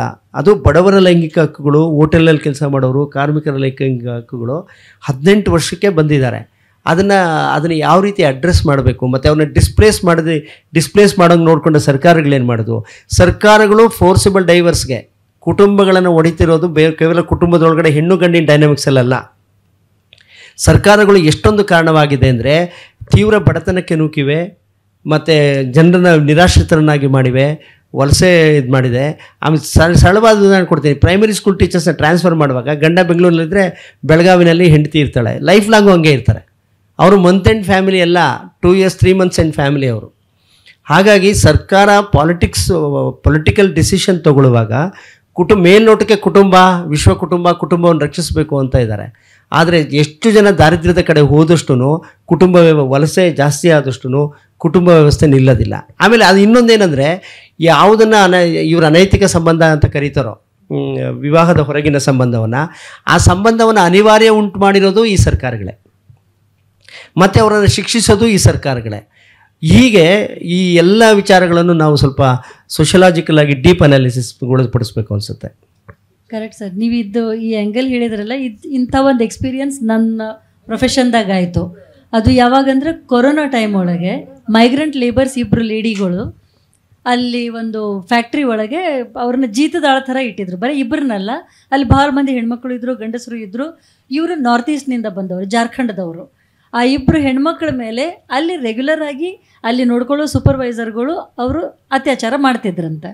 ಅದು ಅವ್ರಿಗೆ ದೊಡ್ಡ ಇಶ್ಯೂ ಅನಿಸಿರಲಿಲ್ಲ, ಆ ಹೆಣ್ಮಕ್ಳಿಗೆ ಅನಿಸಿರಲಿಲ್ಲ. ಅದು ನಾವು ಈ ಸಿಟಿ ಒಳಗೆ ಬಂದು ನಾವು ಇದನ್ನೆಲ್ಲ ಕೇಳಿದಾಗ ಅದು ಭಾರಿ ದೊಡ್ಡದು ಅಂತ ಅನಿಸ್ತದೆ. ಅವರು ಪೊಲೀಸ್ ಸ್ಟೇಷನ್ಗೆ ಹೋಗಿದ್ದು ಯಾರೋ ಒಬ್ಬ ಅವರಿಗೆ ತೊಂದರೆ ಕೊಟ್ಟ ಅಂತ ಕಂಪ್ಲೇಂಟ್ ಕೊಡಕ್ಕೆ ಹೋಗಿದ್ರು. ಆಮೇಲೆ ನಮ್ಮ ಊರಿಗೆ ಕಳಿಸ್ರಿ ಅಂತ ಹೇಳಕ್ಕೆ ಹೋಗಿದ್ರು. ಆ ಟೈಮ್ನಾಗೆ ನಮ್ಮ ಗ್ರೂಪಿನ ಕಾಂಟ್ಯಾಕ್ಟಿಗೆ ಬಂದು ನಾವು ಏನೇನೋ ಮಾಡಿ ಆಮೇಲೆ ಬ್ಯಾಕ್ಗ್ರೌಂಡ್ ತಿಳ್ಕೊಂಡಾಗ ಅಲ್ಲಿ ಅವ್ರ ಮೇಲೆ ಈಗ ರೇಪ್ ಆಗ್ತದಂತ ಗೊತ್ತಾಗಿ ನಾವು ಇನ್ಸಿಸ್ಟ್ ಮಾಡಿ ಕಂಪ್ಲೇಂಟ್ ಮಾಡಿಸಿ ಅದನ್ನೆಲ್ಲ ಪೇಪರ್ನಾಗ ಬಂತು, ಎಲ್ಲ ಮಾಡಿ ಹೆಲ್ಪ್ ಮಾಡಿ ಆಮೇಲೆ ಅವರು SC/ST ಇದ್ರ ಅಟ್ರಾಸಿಟಿ ಆ್ಯಕ್ಟ್ ಒಳಗೆ ಕಂಪ್ಲೇಂಟ್ ರಿಜಿಸ್ಟರ್ ಮಾಡಿ ಅವ್ರಿಗೆ ಕಾಂಪೆನ್ಸೇಷನ್ ಕೊಡಿಸಿ ಹೆಂಗೋ ಮಾಡಿ ಅವ್ರಿಗೆ ಊರಿಗೆ ವಾಪಸ್ ಕಳಿಸಿದ್ವಿ. ಆಮೇಲೆ ಇಲ್ಲಿ ಕ್ರಿಮಿನಲ್ ಕೇಸ್ ರಿಜಿಸ್ಟರ್ ಆಗಿ ಅವರಿಬ್ಬರನ್ನ ಅರೆಸ್ಟ್ ಮಾಡಿಸಿದ್ವಿ. ಆ 2 ಅರೆಸ್ಟ್ ಆದ ವ್ಯಕ್ತಿಗಳು ಇವತ್ತಿಗೂ ಜೈಲ್ದಾಗಿದ್ದಾರೆ. ಅವ್ರದ್ದು ತನಿಖೆ ನಡೆದದ, ಅದು ಅಂದರೆ ಟ್ರಯಲ್ ನಡೆದಿದೆ. ಆದರೆ ಹೋದ ಹೆಣ್ಮಕ್ಳೊಳಗೆ ನಮಗೆ ಆಮೇಲೆ ಏನಾಯಿತು ಅಂತ ನೆಕ್ಸ್ಟ್ ಟ್ರಯಲಿಗೆ ಬಾ ಅಂದ್ರೆ ಬಂದಿರಲಿಲ್ಲ. ಬಂದ ಮೇಲೆ ಒಬ್ಬಾಕಿ ಬಂದಳು. ಆಮೇಲೆ ಗೊತ್ತಾಗಿದ್ದೇನೆಂದರೆ ಯಾರಿಗೆ ನಾವು ಮೇನ್ ಕಾಂಪೆನ್ಸೇಷನ್ ಕೊಡಿಸಿದ್ವಿ ಆಕೆ ಸತ್ತು ಹೋದ್ಲು ಅಂತ. ಆಕಿನ ವಯಸ್ಸು 26-27 ಇತ್ತು. ಹೆಂಗೆ ಸತ್ಲು ಅಂತಂದರೆ ಕೊಡಿಸಿರೋ ಕಾಂಪೆನ್ಸೇಷನ್ ನಾವು 5ರಿಂದ 7 ಲಕ್ಷ ಕಾಂಪೆನ್ಸೇಷನ್ ಕೊಡಿಸಿದ್ವಿ. ಆ 7 ಲಕ್ಷ ಅನ್ನೋದು ಆ ಇಡೀ ಊರಿಗೆ ಹಂಗೆ ನೋಡಿದರೆ ಆ ಹಳ್ಳಿಗೆ ದೊಡ್ಡ ಅಮೌಂಟ್. ಆಕಿನ ಗಂಡ ಅದನ್ನು ತೊಗೊಂಡು ಕಿತ್ಕೊಂಡು ಒಂದು ಸಣ್ಣ ಅಂಗಡಿ ತೆಗಿತೀನಿ ಅಂಥೇಳಿ ಎಲ್ಲ ಮಾಡಿ ಆಕಿನ ಕೈ ಖಾಲಿ ಮಾಡಿ ಆಕಿನ ಹೆಸರಿನಾಗ ಇರೋದ್ರಿಂದ ಆಕಿಗೆ ಹೊಡೆದು ಬಡ್ದು ಕೊಂದಿದ್ದ. ಅವತ್ತು ನಮಗೆ ಸೀರಿಯಸ್ ಆಗಿ ನನಗಾಗಲಿ ನನ್ನ ಫ್ರೆಂಡ್ಗಾಗಲಿ ಅನಿಸಿದ್ದು, ಇದರೊಳಗೆ ಯಾರ್ಯಾರು ಇನ್ವಾಲ್ವ್ ಇದ್ದೀವಿ ನಮಗೆ ಅನಿಸಿದ್ದು, ನಾವು ಜಸ್ಟಿಸ್ ಕೊಡೋಕೆ ಪ್ರಯತ್ನ ಪಟ್ಟಿವ ಅಥವಾ ನಾವು ನಮ್ಮ ಇಕೋಸಿಸ್ಟಮ್ದಾಗ ಇದ್ದು ಇನ್ನು ಯಾವುದೋ ಇಕೋಸಿಸ್ಟಮ್ದಾಗ ಇದ್ದವ್ರನ್ನ ನಾವು ಮಾತಾಡ್ತೀವಲ್ಲ, ಮೇನ್ ಸ್ಟ್ರೀಮಿಗೆ ತರ್ತೀವಿ. ಆ ತರೋ ಪ್ರಯತ್ನದಾಗ ನಾವು ಅವ್ರಿಗೆ ಅನ್ಯಾಯ ಮಾಡಿದ್ವ. ಇನ್ನೊಬ್ಬ ಹೆಣ್ಮಗಳು ಎಲ್ಲಿ ಹೋದ್ಲು ಅಂತಂದರೆ ಆಕಿನ ಗಂಡ ಆಕಿಗೆ ಬಂದಿರೋ ಕಾಂಪೆನ್ಸೇಷನ್ ತೊಗೊಂಡ ಆಕಿಗೆ ಮತ್ತೊಬ್ಬನಿಗೆ ಮಾರ್ದ. ಆಕೆ 5ನೇ ಸಲ ಮಾರಿದ್ರು ಆಕಿಗೆ. ಇದನ್ನು ನಮ್ಮ ಪೊಲೀಸರು, ಬೆಂಗಳೂರು ಪೊಲೀಸರಿಗೆ ಡೈಜೆಸ್ಟ್ ಮಾಡ್ಕೊಳಕ್ಕಾಗಲಿಲ್ಲ. ಯಾಕಂದರೆ ಬೆಂಗಳೂರು ಪೊಲೀಸರು ಬೆಂಗಳೂರಾಗೆ ಹುಟ್ಟಿ ಬೆಳೆದವರು. ಅಕಸ್ಮಾತ್ ನಮ್ಮೂರ ಕಡೆ ಬೇರೆ ಕಡೆ ಹಳ್ಳಿ ಕಡೆ ಇದ್ದರೆ ಇದು ಗೊತ್ತು, ಹೆಣ್ಮಕ್ಳನ್ನ ಮಾರೋ ಪದ್ಧತಿ ಐತಿ, ಆಕೆ ಎಲ್ಲಿ ತನ ಆಕೆಗೆ ಮಕ್ಕಳನ್ನ ಹಡಿಯೋ ಕೆಪಾಸಿಟಿ ಇರ್ತದೆ ಅಲ್ಲಿ ತನ ಮಾರ್ತಾರ ಅನ್ನೋದು ನಮಗೆ ಗೊತ್ತು. ಆ ಹೆಣ್ಮಗಳಿಗೆ ಮತ್ತೆ ಮಾರಿದ್ರು ಆಕಿನೂ ಎವಿಡೆನ್ಸ್ ಕೊಡಕ್ಕೆ ಬರಲಿಲ್ಲ. ಇಂಥ ಪರಿಸ್ಥಿತಿ ಒಳಗೆ ನಾವು ಕೇಸ್ ನಡೆಸಿದ್ವಿ. ಇದು ಸೊಸೈಟಿ ಒಳಗೆ ಇವತ್ತಿಗೂ ಇರೋದ್ರಿಂದ ಈ ಎಕನಾಮಿಕ್ ಪೊಲಿಟಿಕಲ್ ಇಂಟ್ರೂಷನ್ ಏನದಲ್ಲ, ದಿಸ್ ಡೆಫಿನೆಟ್ಲಿ ಇದು ಒಪ್ಪುವಂಥದ್ದು. ಅದರೊಳಗೆ ಪೊಲಿಟಿಕಲ್ ಇಂಟರ್ಫಿಯರೆನ್ಸ್ ಅಂದಾಗ ಇನ್ನೂ ಒಂದು ಮಾತು ಕುಟುಂಬ ವ್ಯವಸ್ಥೆಗೆ ಸಂಬಂಧಪಟ್ಟಂಗೆ ಅನಿಸೋದೇನೆಂದರೆ, ಲಾಸ್ಟ್ ಫ್ಯೂ ಇಯರ್ಸ್ದಿಂದ ಈ ಬಲಪಂಥೀಯ ವಾದ ಹೆಚ್ಚಾದಂಗೆ ಡೈವೋರ್ಸ್ಗಳ ಬಗ್ಗೆ, ಕುಟುಂಬದ ಬಗ್ಗೆ ಸಿಕ್ಕಾಪಟ್ಟೆ ಒಂದು ನೆಗೆಟಿವ್ ಪ್ರೊಪಗೆಂಡ ನಡೆದಿದೆ ಈ ಸೊಸೈಟಿ ಒಳಗೆ. ಯಾವ ರೀತಿ ಹೇಳ್ತಾರೆ ಅಂದರೆ, ಕುಟುಂಬ ವ್ಯವಸ್ಥೆಯನ್ನು ಮೂವಿಗಳು ಹೊಡಿತಾವು, ಸಂಸ್ಕೃತಿ ಹೊಡಿತದೆ, ಅಂಥದ್ದೆಲ್ಲ ಹೊಡಿತದಂತೆ. ಹೊಡಿಲಾಕ ಕಾರಣ ಏನು ಸರ್ಗಳು ಹೇಳಿದರು, ಆ ಥರದ್ದು ಕಾನೂನು. ಅದರೊಳಗೆ ಸರೋಗಸಿ ಆ್ಯಕ್ಟ್ ಬಂತು. ಸರೋಗಸಿ ಆ್ಯಕ್ಟ್ ಇತ್ತು, ಅದಕ್ಕೆ ಬದಲಾವಣೆ ಬಂತು. ಸುಷ್ಮಾ ಸ್ವರಾಜ್ ಇದ್ದಾಗ ಬಂತು ಬದಲಾವಣೆ. ಯಾರೇ ನೀವು ನೋಡಿದ್ರೆ ಹೆಂಗದೆ ಅಂತಂದರೆ, ಸರೋಗಸಿ ಹೆಣ್ಮಕ್ಳು ಮಾಡ್ಕೊಳ್ಳೋದೇ ಅಪರಾಧ ಅನ್ನೋ ಥರ ಹೇಳಕ್ಕೆ ಶುರು ಮಾಡಿದರು. ಹೆಣ್ಮಕ್ಳಿಗೆ ಅದು ತಾಯ್ತನ ಅನ್ನೋದು ಭಾರಿ ದೊಡ್ಡದು, ದೇವ್ರು ಕೊಟ್ಟದ್ದು, ಅದು ಇದು. ಓಕೆ, ಎಲ್ಲ ಹೆಣ್ಮಕ್ಳು ತಾಯಿಗಳು ಆಗೋದಿಲ್ಲಲ್ಲ, ಎಲ್ಲ ಹೆಣ್ಮಕ್ಳಿಗೂ ಎಷ್ಟೋ ಜನರಿಗೆ ಪ್ರಾಬ್ಲಮ್ ಇರ್ತದೆ. ಸರೋಗಸಿ ಅಂತ ಬಂದಾಗ ಅಲ್ಲಿ ಹೇಳಿದ್ದು ಹೆಂಗೆ ಅಂತಂದರೆ, ಅದನ್ನು ಮಾಡ್ಕೊಳ್ಳೋದು. ಪ್ರಿಯಾಂಕಾ ಚೋಪ್ರಾ ಎಕ್ಸಾಂಪಲ್ ಕೊಟ್ಟು ನನಗೊಂದ್ಸಲ ಡಿಬೇಟಿಗೆ ಕರೆದ್ರು. ಹೇಳಿದೆ ವಾಟ್ ಈಸ್ ರಾಂಗ್. ಪ್ರತಿ ಮನುಷ್ಯನ ಕರಿಯರ್ದೊಳಗೆ ಈಗ ನಾನು ಒಬ್ಬ ಹೀರೋಗೆ ಕಂಪೇರ್ ಮಾಡಿದರೆ, ಬಾಲಿವುಡ್ನಾಗೆ 60 ವರ್ಷದವ ಹೀರೋ ಆಗ್ತಾನೆ, ಆದರೆ 40 ದಾಟಿದ ಮೇಲೆ ಹೀರೋಯಿನ್ಗೆ ಅವಕಾಶ ಸಿಗೋದಿಲ್ಲ. ಅಲ್ಲಿ ಆಕಿಂದ ಕರಿಯರ್ ಸ್ಟಾಪ್ ಆಗ್ತದೆ. ಸೊ ಆ ಪ್ರೊಡಕ್ಟಿವ್ ಪೀರಿಯಡ್ ಒಳಗೆ ಆಕೆ ತನ್ನ ಕರಿಯರ್ ಮಾಡ್ಕೋಬೇಕು ಅಂದರೆ ಪ್ರೆಗ್ನೆನ್ಸಿನ ಪೋಸ್ಟ್ಪೋನ್ ಮಾಡೋದ್ರಾಗ ತಪ್ಪೇನದೆ? ತನ್ನ ಅಂಡಾಣುನ ಆಕಿನ ಪ್ರಿಸರ್ವ್ ಮಾಡಿಟ್ಟು ಆಮೇಲೆ ಪ್ರೆಗ್ನೆಂಟ್ ಆಗ್ತೀನಿ ಅನ್ನೋದ್ರಾಗ ತಪ್ಪೇನದ ಅಂತಂದರೆ, ನಾನು ಏನೋ ಸಂಸ್ಕೃತಿ ಮೇಲೆ ಹೊಡಿಲಕ್ಕೆ ಬಂದೀನಿ ಈ ಲಾಯರ್ ಅನ್ನೋ ಥರ ನನಗೆ ಅಲ್ಲಿ ಟ್ರೀಟ್ ಮಾಡಿದ್ರು ಅವತ್ತು. ಇಲ್ಲಿ ಈ ಸರೋಗಸಿ ಸ್ವಂತ ಫ್ಯಾಮಿಲಿಯವ್ರು ಕೊಡಬೇಕಂತೆ, ಯಾರೋ ಒಬ್ಬ ರಿಲೇಟಿವ್ ಹೆಣ್ಮಗಳು ಕೊಡಬೇಕಂತೆ, ಆಕೆಗೆ ಈಗಾಗಲೇ ಒಂದು ಮಗು ಆಗಿರ್ಬೇಕಂತೆ, 25ರಿಂದ 35 ವರ್ಷ ಒಳಗಿನಕ್ಕಿರ್ಬೇಕಂತೆ. ಒಂದೇ ಎಕ್ಸಾಂಪಲ್ ಹೇಳ್ರಿ, ಇಂಡಿಯನ್ ಸೊಸೈಟಿ ಒಳಗೆ ಇವರಿಗೆ ಗಂಡು ಮಕ್ಕಳಾಗಲಿಲ್ಲ ಅಥವಾ ಮಕ್ಕಳಾಗಲಿಲ್ಲ ಅಂದರೆ ಖುಷಿ ಪಡುವಂಥ ಸಂಬಂಧಿಕರು ಇರ್ತಾರೆ. ಅಂದರೆ ಇವ್ರಿಗೆ ಮಕ್ಕಳಾಗಲಿಲ್ಲ ಅಂದರೆ ನಾಳೆ ನಾವೇ ಲೀಗಲ್ ಹೇರ್ಸೋ ಅಂತ. ಅದೇ ಫ್ಯಾಮಿಲಿಯಿಂದ ಯಾರೇ ಸರೋಗಸಿ ಮಾಡೋಕ್ಕೆ ಹೆಣ್ಮಗಳು ಮುಂದೆ ಬರ್ತಾಳಾ? ಇದು ಪ್ರಾಕ್ಟಿಕಲ್ ಪ್ರಶ್ನೆ. ಇದನ್ನು ಯಾರೂ ಕ್ವಶನ್ ಮಾಡೋ ಸ್ಥಿತಿ ಒಳಗಿಲ್ಲ. ಸೊಸೈಟಿನ ಅಲ್ಲಿಗೆ ತಂದು ನಿಲ್ಲಿಸೀವಿ.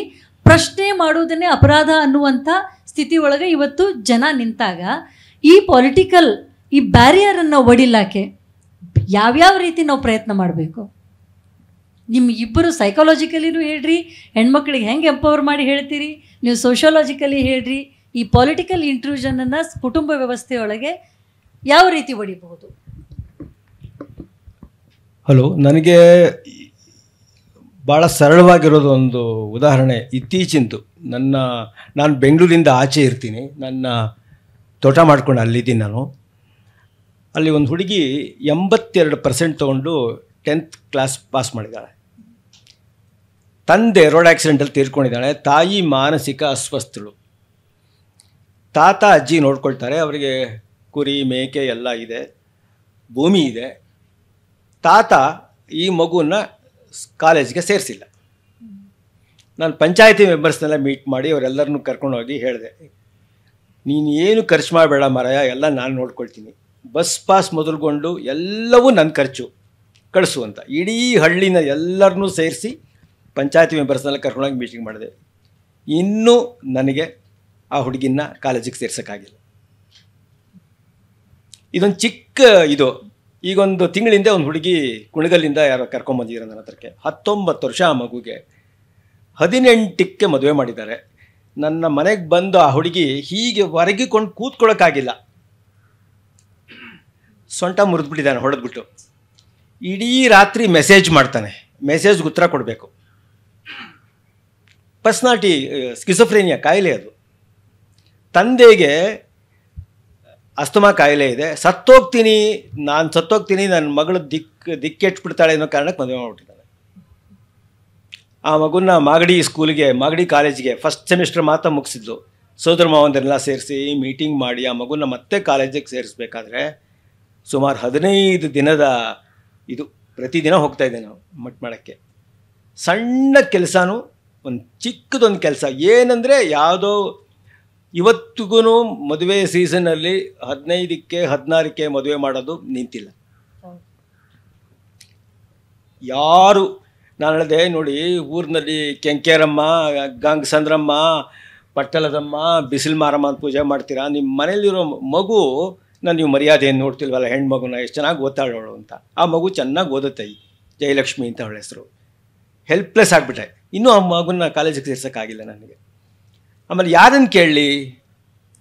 MLA ಆಫೀಸು 3 ಈ ಪೊಲೀಸ್ ಇಂಟರ್ವೆನ್ಷನಿಂದ ಕೆಲಸ ಆಗಲ್ಲ. ಇದು ಪೊಲೀಸ್ ವರ್ಕ್ ಹೇಳಬಾರ್ದು ಇದನ್ನು. ಏನು ಹೆಲ್ಪ್ಲೆಸ್. ಇದು ಹಾಸ್ಟೆಲ್ಗೆ ಸೇರಿಸ್ತೀನಿ ನಾನು, ಎಲ್ಲ ನಂದು.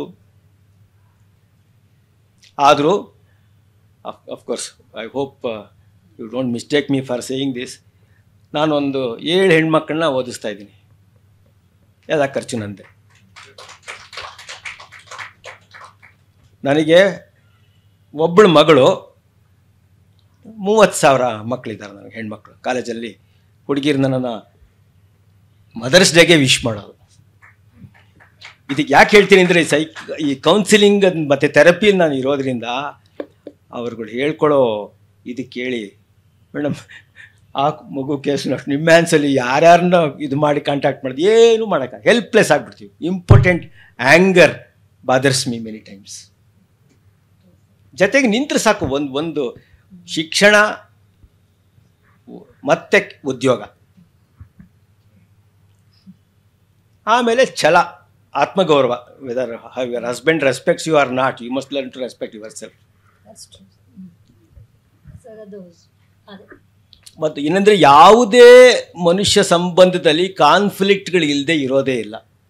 ಯಾವುದೇ human problem, any human problem can be solved through discussions and negotiations. ಅದಕ್ಕೆ 3 ಇಂಪಾರ್ಟೆಂಟ್ ಹ್ಯೂಮನ್ ಕ್ವಾಲಿಟೀಸ್ ಬೇಕು: ಜೆನ್ವೈನ್ನೆಸ್, ಅಕ್ಸೆಪ್ಟೆನ್ಸ್, 3ನೇದು ಎಂಪತಿ. ಇದಿದ್ರೆ ಸಾಕು ಅಂತ ಕಾಣುತ್ತೆ. ಅದು ಕಾಣ್ತಾ ಇಲ್ಲ. ಎಸ್ಪೆಷಲಿ ಎಂಪತಿ ಇವತ್ತು ಗ್ರಾಸ್ಲಿ ಮಿಸ್ಸಿಂಗ್. ಕುಟುಂಬದ ಆಂತರಿಕ ಅಂದರೆ ಗಂಡು ಹೆಣ್ಣಿನ ಸಂಬಂಧ ಡೈನಮಿಕ್ಸ್ ಬಗ್ಗೆ ಮನಃಶಾಸ್ತ್ರಜ್ಞರು ಹೇಳಿದರೆ, ಅಂದರೆ ಎಕ್ಸ್ಟರ್ನಲ್ ಫೋರ್ಸಸ್ಸು ಕುಟುಂಬದ ಮೇಲೆ ತುಂಬ ಕೆಲಸ ಮಾಡ್ತಾ ಇದೆ. ಈಗ ಭಾರತದಲ್ಲಿ ಮದುವೆ ಅಂದರೆ ಇಡೀ ಕುಟುಂಬವನ್ನೇ ಪ್ಯಾಕೇಜ್, ಅದು ಪ್ಯಾಕೇಜ್ ಪ್ರೋಗ್ರಾಮು.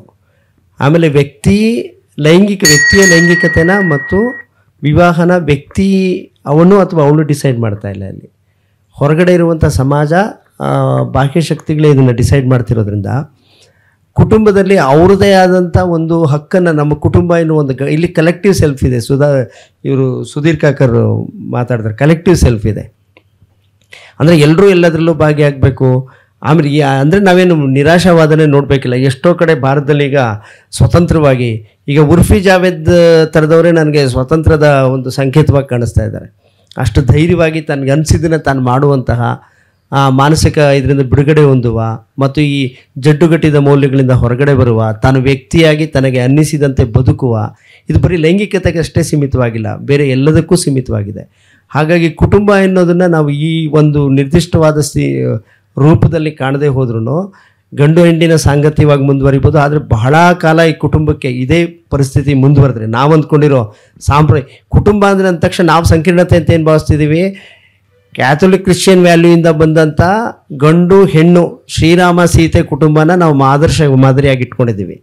ನಮಗೆ ಅದನ್ನು ಆದರ್ಶವಾಗಿ ಇಟ್ಕೊಂಡಿರೋದ್ರಿಂದ ಇದೆಲ್ಲ ಸಮಸ್ಯೆಗಳು ಕಾಣ್ತಾ ಇದೆ ನಮಗೆ. ಯಾವುದನ್ನ ಕುಟುಂಬ ಅನ್ನೋದಕ್ಕೆ ಒಂದು ಆದರ್ಶ ಅಂತ ಬೇಕಿಲ್ಲ. ಪ್ರತಿಯೊಬ್ಬ ವ್ಯಕ್ತಿಯು ಅವರ ಕುಟುಂಬದ, ಅವಳು ಅಥವಾ ಅವನು ಅವರವರ ಆದರ್ಶ, ಅವರವರ ಕುಟುಂಬದ ಮೌಲ್ಯವನ್ನು ಅವರೇ ನಿರ್ಧರಿಸ್ಕೋಬೇಕು ಮತ್ತು ಅವರ ಲೈಂಗಿಕ ಮೌಲ್ಯವನ್ನು ಅವರೇ ನಿರ್ಧರಿಸ್ಕೋಬೇಕು. ಮತ್ತು ಕುಟುಂಬದ ಬಗ್ಗೆ ತಂದೆ ತಾಯಿಗಳು ಮತ್ತು ಕುಟುಂಬದಲ್ಲಿ ಈ ಮೌಲ್ಯಗಳು, ಕುಟುಂಬ ಹೆಂಗೆ ಅಂದರೆ ತನ್ನ ಸಾಂಪ್ರದಾಯಿಕತೆನ ತಾನೇ ಮರು ಉತ್ಪಾದನೆ ಮಾಡ್ಕೊಳ್ತಿರುತ್ತೆ. ಅಂದರೆ ಒಂದು ಹಾವಿನ ಮರಿ ಮತ್ತೆ ಹಾವನ್ನೇ ಮೊಟ್ಟೆ ಹಾಕೋ ಹಾಗೆ ಕುಟುಂಬದಲ್ಲಿ ಇವರು ಮಕ್ಕಳನ್ನು ಬೆಳೆಸುವಾಗ ಇವರು ವಿಷದ ಮೊಟ್ಟೆಗಳನ್ನೇ ಇಡ್ತಾ ಇರ್ತಾರೆ. ಅಂದರೆ ಅದೇ ಹಳೆಯ ಸೈಕಲ್ ಒಳಗಡೆ ಮಹಿಳೆ ಎಂದೂ ಬೆಳೆಯದ ಹಾಗೆ ನೋಡ್ಕೊಳ್ತಾರೆ. ಪ್ರತಿದಿನ ನೀವು every day life of A woman in the family ನೋಡಿದ್ರೆ ಅವರು ಅದೇನೋ ಈಗ ಈ ವರಮಹಾಲಕ್ಷ್ಮಿ ಹಬ್ಬದಲ್ಲಿ ಎಷ್ಟು ಮನೆಗಳಲ್ಲಿ ರೀಸೈಕಲ್ ಆಗಿ ರೀಪ್ರೊಡ್ಯೂಸ್ ಆಗಿ ಮತ್ತೆ ಆಧುನಿಕ ಮಹಿಳೆಯೊಬ್ಬಳು ಮತ್ತೆ ಎಷ್ಟೋ ಶತಮಾನ ಹಿಂದೆ ಕೊಟ್ಟೋಗ್ಬಿಡ್ತಾಳೆ. ಅಂದರೆ ದಿನವೂ ಸಂಪ್ರದಾಯ ಆಚರಣೆಗಳ ಹೆಸರಲ್ಲಿ, ಧರ್ಮದ ಹೆಸರಲ್ಲಿ ಪುನರುತ್ಪಾದನೆ ಆಗ್ತಿದೆ. ಹಾಗಾಗಿ ಈ ವಿಷಚಕ್ರದಿಂದ ಕುಟುಂಬವೂ ಹೊರಗಡೆ ಬರಲ್ಲ, ಹಾಗೆ ವ್ಯಕ್ತಿಯೂ ಹೊರಗಡೆ ಬರಲ್ಲ. ವ್ಯಕ್ತಿಗಳು ಒಂದು ಪ್ರಜಾಸತ್ತಾತ್ಮಕವಾದ ಮೌಲ್ಯಗಳನ್ನು ಅವರೇ ನಿರ್ಧಾರ ಮಾಡುವಂಥದ್ದು ನಮ್ಮಂಥ ವೈವಿಧ್ಯವಾದ ರಾಷ್ಟ್ರದಲ್ಲಿ ಕಷ್ಟ. ಹಾಗಿದ್ರೂ ಅಲ್ಲಲ್ಲಿ ತುಂಬ ಸ್ವತಂತ್ರವಾಗಿ ನನಗೆ ಮದುವೆ ಬೇಡ, ನಾನು ಸಲಿಂಗ ವಿವಾಹ ಆಗ್ತೀನಿ, ನಾನು ನನ್ನನ್ನೇ ಮದುವೆ ಆಗ್ತೀನಿ, ಅವರೆಲ್ಲ ಒಂದು ಬದಲಾವಣೆಯ ಬಿಂದುಗಳಂತೆ ಗೋಚರಿಸ್ತಾರೆ. Thank you. Thank you sir. ಇಲ್ಲಿ ಕುಟುಂಬ ವ್ಯವಸ್ಥೆ ಬಗ್ಗೆ ಮಾತಾಡುವಾಗ ಎಲ್ಲ ಆ್ಯಂಗಲ್ ಕೇಳುತ್ತೀರಿ, ಬಟ್ ಜುಡಿಷಿಯರಿ ಅಥವಾ ಲೀಗಲ್ ಆ್ಯಂಗಲ್ದಾಗ ಮಾತಾಡುವಾಗ ನಾ ಬರೀ ಮಹಿಳೆಯಾಗಿ ಮಾತಾಡೋಕ್ಕಾಗಂಗಿಲ್ಲ. ಮೆನ್ಸ್ ರೈಟ್ಸ್ ಬಗ್ಗೆನೂ ನಾ ಮಾತಾಡೋ ಅವಶ್ಯಕತೆ ಬರ್ತದೆ. ಯಾಕೆಂದರೆ ನನ್ನ ಹತ್ರ ಗಂಡಸರು ಕ್ಲೈಂಟ್ಸ್ ಭಾಳ ಮಂದಿ ಅದಾರ. ಅಲ್ಲಿ ಮಿಸ್ಯೂಸ್ ಆಫ್ ವುಮನ್ ಓರಿಯೆಂಟೆಡ್ ಲಾ, ಅದ್ರ ಬಗ್ಗೆ ಬೇಕಾದಷ್ಟು ಮಿಸ್ಯೂಸ್ ಆಗ್ತದೆ, ಅದಕ್ಕೆ ಬದಲಾವಣೆ ಮಾಡಬೇಕು. ಒಂದು 2 ಎಕ್ಸ್ಟ್ರೀಮ್ ವಾದಗಳದಾವು. ಒಂದು ಗಂಡಸರಿಗೆ ಭಯಂಕರ ಆಗಕತ್ತದ, ಆಮೇಲೆ ಮೆನ್ಸ್ ರೈಟ್ಸದ್ದು ಅಲ್ಲಿ ಅವರಿಗೂ ಒಂದು ಹಕ್ಕು ಆಯೋಗ ಬೇಕಂತೆ, ಅದು ಒಂದು ಅತಿರೇಕ. ಇನ್ನು ಕೆಲವೊಂದು ಗಂಡಸರು ಅದ್ರ ಬಗ್ಗೆ ಮಾತಾಡೋದು ಅಂತಂದರೆ ಅದೊಂದು ಇನ್ಸಲ್ಟ್ ಅನ್ನೋ ಥರ ಅದನ್ನು ಉಡಾಫೆ ಮಾಡೋದು ಒಂದು ಅತಿರೇಕ. ಆದರೆ ಅದು ಒಂದು ಮುಖ ಐತಿ ಅನ್ನೋದು ಇನ್ ರಿಯಾಲಿಟಿ ನಾನು ಫೇಸ್ ಮಾಡಿರೋದ್ರಿಂದ ಅದು ನನಗೂ ಗೊತ್ತು. ಅಲ್ಲಿ ಖರೆ ಯಾರಿಗೆ ಅವಶ್ಯಕತೆ ಅದ ಅಂಥ ಹೆಣ್ಮಕ್ಳು ಇನ್ನೂ ಕೋರ್ಟಿನ ಮೆಟ್ಲು ಹತ್ತಕ್ಕೆ ಆಗಲಾರ್ದಷ್ಟು ದೂರ ಕುಂತಾರೆ. ಅವ್ರಿಗೆ ಅದು ಇನ್ನೂ ಸಿಕ್ಕಿಲ್ಲ. ಅವರಿಗೆ ಅದು ಲಾ ಇರೋದ್ರ ಬಗ್ಗೆ ಜ್ಞಾನನೇ ಇರಲಾರ್ದವ್ರು ಒಂದಿಷ್ಟು ಮಂದಿ, ಹೆಸಿಟೇಟ್ ಇರೋರು ಒಂದಿಷ್ಟು ಮಂದಿ. ಆದರೆ ಎಲ್ಲ ಇದ್ದು ಬರಲಾರ್ದವರು, ಈಗ ಸರ್ ಹೇಳ್ದಂಗೆ KAS ಆಫೀಸರ್ಸ್ ಹೇಳಿದಾರಲ್ಲ, ನನ್ನ ಕ್ಲೈಂಟ್ಸ್ ಒಂದಿಬ್ಬರು IRS and IAS officers. But ಯಾವ ರೀತಿ ಸಫರ್ ಆದರೂ ಒಬ್ಬರು ಇನ್ನೂ ಆಗಾಕತ್ತಾರೆ. ಇದು ನಾನು ನೋಡೀನಿ. ಯಾಕೆ ಅಂತಂದರೆ ಒಂದು ದೊಡ್ಡ ಫ್ಯಾಮಿಲಿ ಒಳಗೆ ಮದುವೆ ಆಗಿಬಿಡ್ತಾರೆ, ಅಲ್ಲಿ ಅಪೋಸಿಟ್ ಪಾರ್ಟಿ ಅಂದರೆ ಅವರೂ ಒಂದು ಅಫಿಲಿಯೇಟೆಡ್ ಇರ್ತಾರೆ. ಇಲ್ಲಿ 498A ಅನ್ನೋದನ್ನು ಯಾವ ರೀತಿ ದಾಳ ಆಗಿ ಯೂಸ್ ಮಾಡ್ತಾರೆ. ಕುಟುಂಬ ವ್ಯವಸ್ಥೆ ಒಳಗೆ ಇದು ವಕೀಲರು ನಮ್ಮಂಥವರೇ, ನಮ್ಮ ಫ್ರ್ಯಾಟರ್ನಿಟಿಯವರೇ ಮಾಡುವಂಥ ಕೆಲವೊಂದು ಇದನ್ನೇನಂತಾರೆ ತಪ್ಪು ದಾರಿಗೆ ಎಳೆಯುವಂಥ ಪ್ರಯತ್ನ ಅಂತಲೇ ಹೇಳೋಕ್ಕಾಗ್ತದೆ. ಇದರ ಜೋಡಿ ಈ ಮೆನ್ಸ್ ರೈಟ್ಸ್ ಆ್ಯಕ್ಟಿವಿಸ್ಟನ್ನು ಇವತ್ತು ಅಡ್ರೆಸ್ ಮಾಡುವ ಅವಶ್ಯಕತೆ ಅದ. ಆದರೆ ವುಮೆನ್ಸ್ ರೈಟ್ಸ್ ಜೋಡಿ ಅವನ್ನ ಕಂಪೇರ್ ಮಾಡೋಕ್ಕಾಗಂಗಿಲ್ಲ. ಅದ್ರ ಜೋಡಿ ಒಂದೇ ಸಲಕ್ಕೆ ಆ ಪ್ಲ್ಯಾಟ್ಫಾರ್ಮಿಗೆ ಇದನ್ನು ತಂದು ನಿಲ್ಸೋಕ್ಕಾಗಂಗಿಲ್ಲ. ಅದು ಟೋಟಲಿ ಡಿಫ್ರೆಂಟ್ ಸ್ಟೇಜ್ ಒಳಗದಾವು. ಅದರ ಜೋಡಿ ಈಗ ಏಜ್ ಗ್ಯಾಪ್ ಅಥವಾ ಜನ್ರೇಷನ್ ಗ್ಯಾಪ್, ಹಳೆ ಮಂದಿ ಯಾವ ರೀತಿ ಕುಟುಂಬನ ಪರ್ಸೀವ್ ಮಾಡ್ತಾರೆ, ಹೊಸ ಮಂದಿ ಯಾವ ರೀತಿ ಕುಟುಂಬ ಪರ್ಸೀವ್ ಮಾಡ್ತಾರೆ. ಈ ಎರಡೂ ಜನ್ರೇಷನ್ ಒಂದೇ ಮನೆಯೊಳಗಿದ್ರೆ ಒಬ್ರಿಗೊಬ್ರು ಯಾವ ರೀತಿ ಸ್ಪೇಸ್ ಕೊಟ್ಟರೆ ಆ ಕುಟುಂಬ ಉಳಿತದೆ, ಸ್ಪೇಸ್ ಕೊಡಲಿಲ್ಲ ಅಂದರೆ ಯಾವ ರೀತಿ ಮನೆ ಬೇರೆ ಆಗ್ತದೆ. ಇದು ಎಲ್ಲನೂ ನೋಡಲೇಬೇಕಾದಂಥ ಅವಶ್ಯಕತೆ ಅದೇ. ಇದು ಕುಟುಂಬದ ಬಗ್ಗೆ ಮಾತಾಡ್ಕೋತಂದ್ರೆ ಇನ್ನೂ ಭಾಳ ಆಸ್ಪೆಕ್ಟ್ ಅದಾವು, ಅದು ಇಷ್ಟು ಟೈಮ್ ಅಂತೂ ಸಾಲಂಗಿಲ್ಲ. ಬಟ್ ಒಂದು ಚರ್ಚೆ ಶುರು ಆಗಬೇಕು, ಇದ್ರ ಬಗ್ಗೆ ಮುಕ್ತವಾಗಿ ಮಾತಾಡಬೇಕು. ಇಬ್ಬರು ಲಕ್ಷ್ಮೀಪತಿ ಸರ್ಗೆ ಮತ್ತು ಶ್ರೀಧರ್ ಮೂರ್ತಿ ಸರ್ಗೆ ಧನ್ಯವಾದಗಳು. Thank you very much. ಇನ್ನೂ 5 ನಿಮಿಷ ಅದನ್ನ ಹಾಗಂದ್ರೆ ಯಾರಿಗಾದರೂ ಏನಾದರೂ ಇದ್ರ ಬಗ್ಗೆ ಕ್ವಶನ್ ಅಥವಾ ಏನಾದರೂ ಮಾತಾಡೋದಿದ್ರೆ ಕೇಳಿದರೆ ಅದ್ರ ಬಗ್ಗೆ ಮಾತಾಡಬಹುದು. ಇಲ್ಲ, ನನ್ನ ಕ್ವಶನ್ ಇಲ್ಲ, ಒಂದು ಅಬ್ಸರ್ವೇಷನ್ ಇದೆ ಅಷ್ಟೇ. ಸರೋಗಸಿ ಮಾಡ್ಕೊಂಡ್ರೆ ಹೆಣ್ಮಕ್ಳದು ಎಗ್ ಫ್ರೀಸ್ ಮಾಡೋದು ತಪ್ಪು. ಅಂದ್ರೆ ನಾ ಯಾವಾಗಲೂ ನನಗೆ ಸಾಮರ್ಥ್ಯ ಇದ್ದಾಗ ನಮ್ಮ ಮಕ್ಕಳನ್ನ ಬೆಳೆಸ್ತೀನಿ, ಯಾವಾಗ ಬೆಳಿತೀನಿ ಅಂತ ಅನ್ನೋದು ತಪ್ಪು. ಈಗ ಮೊನ್ನೆ ಒಬ್ಬಳು actress, she decided to have children through IVF, she is not married, ಅದು ತಪ್ಪು. ಈಗ ಏನು ಅಂದ್ರೆ ಹೆಣ್ಮಕ್ಳು ತಾಯಿ ಆಗ್ಬೇಕಾ ಆಗಬಾರ್ದಾ, ಇವ್ರ ಮಾತು ಕೇಳಬಾರ್ದ, ಅಥವಾ ನಮ್ಗೆ ಟೆಕ್ನಾಲಜಿ ಬಂದಿರೋದ್ರಿಂದ ಇಷ್ಟು ವಿಚಿತ್ರ ಅಭಿಪ್ರಾಯಗಳು ಬರ್ತಾ ಇದೆಯಾ. ಆಮೇಲೆ ಹಡಿಯೋದಾದ್ರೆ ನೀವು ನಾರ್ಮಲ್ ಆಗಿನೇ ಹಡಿಬೇಕು. ಯು ಕಾಂಟ್ ಹ್ಯಾವ್ ಸಿಸೇರಿಯನ್ ಸೋಮಾರಿತನದ್ದು, ಜೀವ ಬರುತ್ತಪ್ಪ ಸಿಸೇರಿಯನ್ ಅಲ್ಲಿ. ಯಾಕೆ ಅಂದ್ರೆ ಈ ಇನ್ಸೆನ್ಸಿಟಿವಿಟಿ ಹೆಣ್ಣಿನ ದೇಹದ ಸುತ್ತ ಯಾಕೆ ನಡೆಯುತ್ತೆ ಅಂತ ಅನ್ನೋದು ನನಗೆ ಬಹಳ ಆಶ್ಚರ್ಯ ಆಗುತ್ತೆ. And I am not surprised. ಈ generation they are going into mixed sexual. Reclaim ಮಾಡಬೇಕು. ಮಹಿಳೆಯ ದೇಹ ಮಹಿಳೆಯ ಓನರ್ಶಿಪ್ಪಲ್ಲಿ ಇಲ್ಲವೇ ಇಲ್ಲ. ಮಹಿಳೆಯ ದೇಹ ಏನಾದರೂ ನಿರ್ದೇಶಿಸಲ್ಪಡಬೇಕು. ಹಡಿದ್ರೂ ತಪ್ಪು, ಹಡಿದೇ ಇದ್ರೂ ತಪ್ಪು, ಸ್ವತಂತ್ರವಾಗಿದ್ದರೂ ತಪ್ಪು, ನಡೆದ್ರು. ಹಾಗಾಗಿ ಹೆಣ್ಣಿನ ದೇಹದ ಮೇಲೆ ಹೆಣ್ಣಿಗೆ ಹಕ್ಕಿಲ್ವಾದ್ರಿಂದ ಈ ಪ್ರಶ್ನೆಗಳು ಬರುತ್ತೆ ಅನ್ಸುತ್ತೆ. ಇನ್ನೂ ಒಂದು ಮೊನ್ನೆ ಒಬ್ಬ ಮಗು ಆತ್ಮಹತ್ಯೆ ಮಾಡ್ಕೊಂಡಿದೆ. ತಾಯಿ ಆಸ್ಟ್ರೇಲಿಯಾಗೆ, ಅವಳದು ಒಂದು ಜೀವನ ಅಲ್ವಾ, ಅವಳದು ಒಂದು ಆಸೆ ಆಕಾಂಕ್ಷೆ. ಆಕಿ ಒಂದು ಕಂಪನಿ ಕೆಲ್ಸಕ್ಕೆ ಹೋಗಿದ್ದೆ ಅಪರಾಧ ಅನ್ನೋ ತರ ಜನ ನೋಡ್ತಾರೆ. ಅಪ್ಪ ಇದ್ರು ಮನೆಯಲ್ಲಿ, ಅಣ್ಣ ಇದ್ದ, ಆ ಹುಡುಗ ಯಾವ ಮನಸ್ಥಿತಿಲಿ ಮಾಡ್ಕೊಂಡ ಗೊತ್ತಿಲ್ಲ. ಪಾಪ ವರ್ಕಿಂಗ್ ವುಮನ್ ಪ್ರಾಬ್ಲಮ್ಸ್ ಇಲ್ಲಿ ಬಂದೇ ಬರುತ್ತೆ. ಅವಳು ಹೋಗ್ಬಾರ್ದಾಗಿತ್ತು. ಅಂದ್ರೆ ಜೀವ ಅಲ್ವಾ ಅದು? ಇನ್ನು ಜೀವನ ಪರ್ಯಂತ ಆಕಿಗೆ ಗಿಲ್ಟ್ ಫೀಲಿಂಗ್ನಾಗ ನುಗ್ಗಿಸಿ ಆಕಿ ಅದು ಒಬ್ಬಕ್ಕಿಗಲ್ರಿ, ಅದು ಆ ರೀತಿ ಹೇಳೋದ್ರಿಂದ ಒಂದು ಮೆಸೇಜ್ ಕೊಡೋಕೆ ಟ್ರೈ ಮಾಡ್ತಾರೆ ಸೊಸೈಟಿ ಒಳಗೆ. ಇನ್ನು ವರ್ಕಿಂಗ್ ವುಮನ್ಗಳ ಮೇಲೆ ಯಾವ ರೀತಿ ಪ್ರೆಷರ್ ತರಕ್ಕೆ ಸಾಧ್ಯ ಅದು ಮಾಡ್ತಾರೆ. ಇದು ರೀಕ್ಲೇಮ್ ಮಾಡ್ಕೋಬೇಕು ಅಂತ ಸರ್ ಹೇಳಿದ್ರಲ್ಲ, ಇದನ್ನು ಸುಪ್ರೀಂ ಕೋರ್ಟ್ ಇಷ್ಟು ವರ್ಷದ ನಂತರ ಹೇಳ್ತು ಪ್ರೆಗ್ನೆನ್ಸಿ ಮೇಲೆ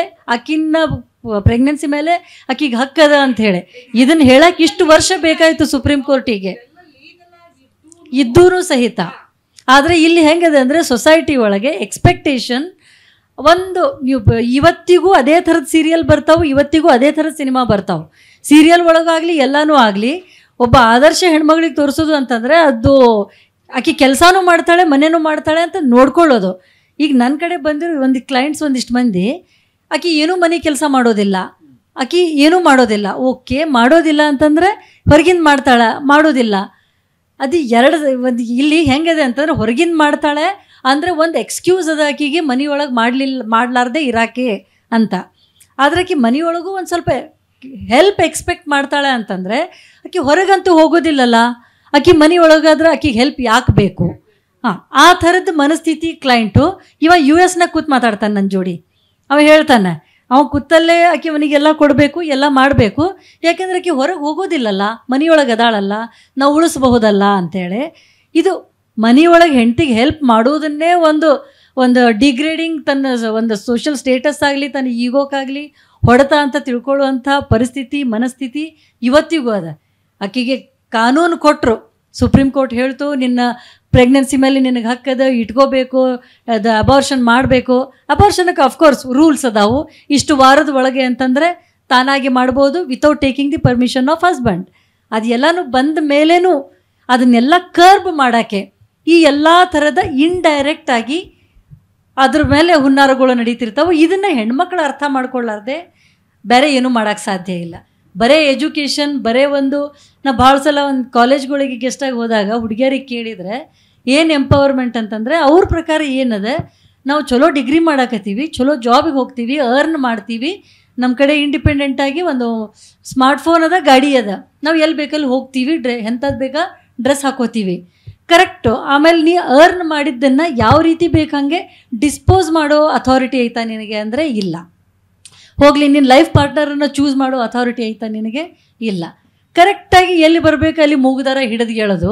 ಅದು ಹೆಂಗಂತಂದರೆ ಒಂದು ಲೆವೆಲ್ ತನ ಹಗ್ಗ ಬಿಟ್ಟು ಕರೆಕ್ಟ್ ಜಾಗಕ್ಕೆ ಹಗ್ಗ ಎಳೆಯೋದು. ಇದನ್ನು ಎಂಪವರ್ಮೆಂಟ್ ಅಂತ ಕರೀತಾರೆ. ಈ ಹುಡುಗಿಯರ ಪಾಪ ಅದನ್ನು ಅಂದ್ಕೊಂಡು ಬಿಟ್ಟಾರೆ. ಈ ಶೀಶ್ ಮಹಲ್ ಅವ್ರ ತಲೆ ಮ್ಯಾಗಿರೋ ಸೀಲಿಂಗನ್ನು ಒಡಿಲಾರ್ದೆ ಅವ್ರ ಮೇಲೆ ಹಾರಕ್ಕಾಗಂಗಿಲ್ಲ. ಅದನ್ನು ಅವರಿಗೆ ತಿಳಿಸಿ ಹೇಳೋ ಜವಾಬ್ದಾರಿ ಮೇನ್ ತಾಯಂದ್ರಕ್ಕಿಂತ ತಂದೆಯರ ಮೇಲದ. ಯಾಕಂದರೆ ತಂದೆ ಹೇಳ್ತಾನೆ ತನ್ನ ಹೆಂಡತಿಗೆ ಏನಾದರೂ ಅಂದರೆ ಅವನಿಗೆ ರೆಡಿ ಓಕೆ ಇರ್ತದೆ. ಆದರೆ ತನ್ನ ಮಗಳಿಗೆ ಯಾರು ಏನ್ರಿ ಅಂದರೆ ತಂದೆ ತಡ್ಕೊಳ್ಳೋದಿಲ್ಲ. ಇದೇ ತಂದೆ ಮಗಳಿಗೇನು ತಡ್ಕೊಳ್ಳೋದಿಲ್ಲ ಅಂದರೆ ಇನ್ಯಾವುದೋ ಮನೆಯ ಗಂಡಸು ಆ ಮಗಳ ಮ್ಯಾಗೆ ರೂಲ್ ಮಾಡೋದನ್ನು ಹೆಂಗೆ ತಡ್ಕೋತಾನೆ? ತಡ್ಕೋಬಾರ್ದು ಅಂದರೆ ಆ ತಂದೆ ತನ್ನ ಮಗಳಿಗೆ ಆ ಇಂಡಿಪೆಂಡೆನ್ಸ್ ಕೊಡಬೇಕು, ಪಾಸಿಟಿವ್ ಟ್ರೈನಿಂಗ್ ಶುರುವಾಗಬೇಕು. Thank you. ನಾನು ಇದನ್ನು ಹೇಳ್ತೀನಿ. ರಂಗೋದೊರೆ ಆಸ್ಪತ್ರೆಯಲ್ಲಿ ನಾನು ಪ್ರಾಕ್ಟೀಸ್ ಮಾಡ್ತಾಯಿದ್ದೆ 14 ವರ್ಷ. ಅಲ್ಲಿ ಒಬ್ಬಳು ವಯಸ್ಸಾಗಿರೋ ಹೆಂಗಸು ತಾಯಿ ಮತ್ತು ಮಗ ಬಂದಿದ್ದರು. ಅಸೆಸ್ಮೆಂಟ್ ಮಾಡಿದ್ದೆ. ಅಸೆಸ್ಮೆಂಟ್ ಏನು ಅಂತ ಕೇಳಕ್ಕೆ ಬಂದಿದ್ದರು. ನಾನು ನಿಮ್ಮ ಸೊಸೆ ಅಸೆಸ್ಮೆಂಟ್ ನಿಮಗೆ ಹೇಳಲ್ಲ, ನಾನು ಅವ್ರಿಗೆ ಹೇಳ್ತೀನಿ, ನಾನು ಅವಳ ಗಂಡ ಅಂದ. ನಾನು ಅವಳ ಅತ್ತೆ ಅಂದರು. ಆದರೂ ನಿಮಗೆ ಹೇಳೋಂಗಿಲ್ಲ ನಾನು ಅಂದೆ. ಆಮೇಲೆ ಅವರು ತುಂಬ ಸೊಸೆಯನ್ನು ಬೈದರು. ನಾನು ಮುಂಚೆನೇ ಹೇಳಿದೆ ನನ್ನ ಮಗನಿಗೆ ಅವಳನ್ನು ಚಪ್ಪಲಿ ಬಿಡೋ ಜಾಗದಲ್ಲಿ ಬಿಡೋ ಅಂತ, ನೀನು ಕೇಳಲಿಲ್ಲ ಇವನು ಅಂದರು. ನಿಮ್ಮ ಅಳಿಯಂಗೂ ಇದೇ ಮಾತು ಹೇಳ್ತೀರಾ ಮೇಡಮ್ ಅಂತ ಹೇಳ್ತೇನೆ. ನಾನು ಹೇಳಲ್ಲ. ಆಮೇಲೆ ನೋಡಿ, ಈ ಪ್ರೆಗ್ನೆನ್ಸಿ ಟೆಸ್ಟ್ಗಳು ಎಸ್ಪೆಷಲಿ ನಾರ್ತ್ ಇಂಡಿಯಾ ಬೆಲ್ಟಲ್ಲಿ ಹೆಣ್ಣು ಅಂತ ಗೊತ್ತಾದರೆ ರಿಪೋರ್ಟ್ನ ರೆಡ್ ಇಂಕಲ್ಲಿ ಪ್ರಿಂಟ್ ಮಾಡ್ತಾರೆ. ಇನ್ನೊಂದು ಕಡೆಗೆ ಹೋಗಿ ಅಬಾರ್ಷನ್ ಮಾಡಿಸ್ಕೊಳ್ತಾರೆ. ಹರಿಯಾಣದಲ್ಲಿ ಸೆಕ್ಸ್ ರೇಷಿಯೋ ಭಾಳ ಸ್ಕ್ಯೂಡ್ ಆಗಿದೆ. Many are getting married to girls from Kerala. All marriages are successful. ಯಾಕೆಂದರೆ ಅವನು ಮಾತಾಡಿದ್ದು ಇವಳಿಗೆ ಅರ್ಥ ಆಗಲ್ಲ, ಇವಳು ಮಾತಾಡಿದ್ದು ಅವ್ನಿಗೆ ಅರ್ಥ ಆಗಲ್ಲ. ಬಿಗ್ಗೆಸ್ಟ್ ಸಮಸ್ಯೆ ಕಮ್ಯುನಿಕೇಷನ್ದೇನೆ ಇದೆ. ಆಮೇಲೆ ಡಿವೋರ್ಸಿಂದ ಯಾರೂ ಸತ್ತಿಲ್ಲ ಮೇಡಮ್, ಸತ್ತಿರೋದೆಲ್ಲ ಅನ್ಹ್ಯಾಪಿ ಮ್ಯಾರೇಜಸ್ಸಿಂದಾನೆ. Thank you very much. Thank you both of you sir. Thank you. ಕೌಟುಂಬಿಕ ತಲ್ಲಣಗಳನ್ನು ಅನೇಕ ದೃಷ್ಟಿಕೋನದಿಂದ ವಿಮರ್ಶಿಸಿದಂತಹ ಈ 3 ಬೇರೆ ಬೇರೆ ಕ್ಷೇತ್ರದ ಪರಿಣಿತರಿಗೆ ಅನಂತ ಧನ್ಯವಾದಗಳು. ಈ ಕಾರ್ಯಕ್ರಮ ಬಹುಶಃ ಇದು ನಿಮಗೆ ಮಾತಾಡಲಿಕ್ಕೆ ಕೊಟ್ಟಿದ್ರೆ ಇನ್ನೂ ಹೆಚ್ಚು ವಿವರಗಳು ನಮಗೆ ಸಿಗ್ತಾ ಇತ್ತು, ಇನ್ನೂ ಹೆಚ್ಚು ವಿಮರ್ಶೆ ಇದ್ರ ಮೇಲೆ ಬರ್ತಾ ಇತ್ತು. ಬಹುಶಃ ನಮ್ಮ ಸಮಾಜನೇ ಇದ್ರ ಬಗ್ಗೆ ಮರುಚಿಂತನೆಯನ್ನು ನಡೆಸಬೇಕಾದಂತಹ ತುರ್ತು ಪರಿಸ್ಥಿತಿಯಲ್ಲಿ, ಅವಶ್ಯಕತೆಯ ಪರಿಸ್ಥಿತಿಯಲ್ಲಿ ನಾವಿದ್ದೇವೆ ಅಂತ ಹೇಳ್ತಾ, ಮುಂದಿನ ದಿನಮಾನಗಳು ಕೌಟುಂಬಿಕ ವ್ಯವಸ್ಥೆಯನ್ನು ನಿರ್ವಹಿಸುವಲ್ಲಿ ಸರಿಯಾದ ಪಾತ್ರವನ್ನು ಮತ್ತು ಜವಾಬ್ದಾರಿಯನ್ನು ನಿರ್ವಹಿಸಲಿ ಅಂತ ಹೇಳ್ತಾ ಈ ಕಾರ್ಯಕ್ರಮದ ಈ ಗೋಷ್ಠಿಯನ್ನು ಮುಗಿಸ್ತಾ ಇದ್ದೇವೆ. ಧನ್ಯವಾದಗಳು.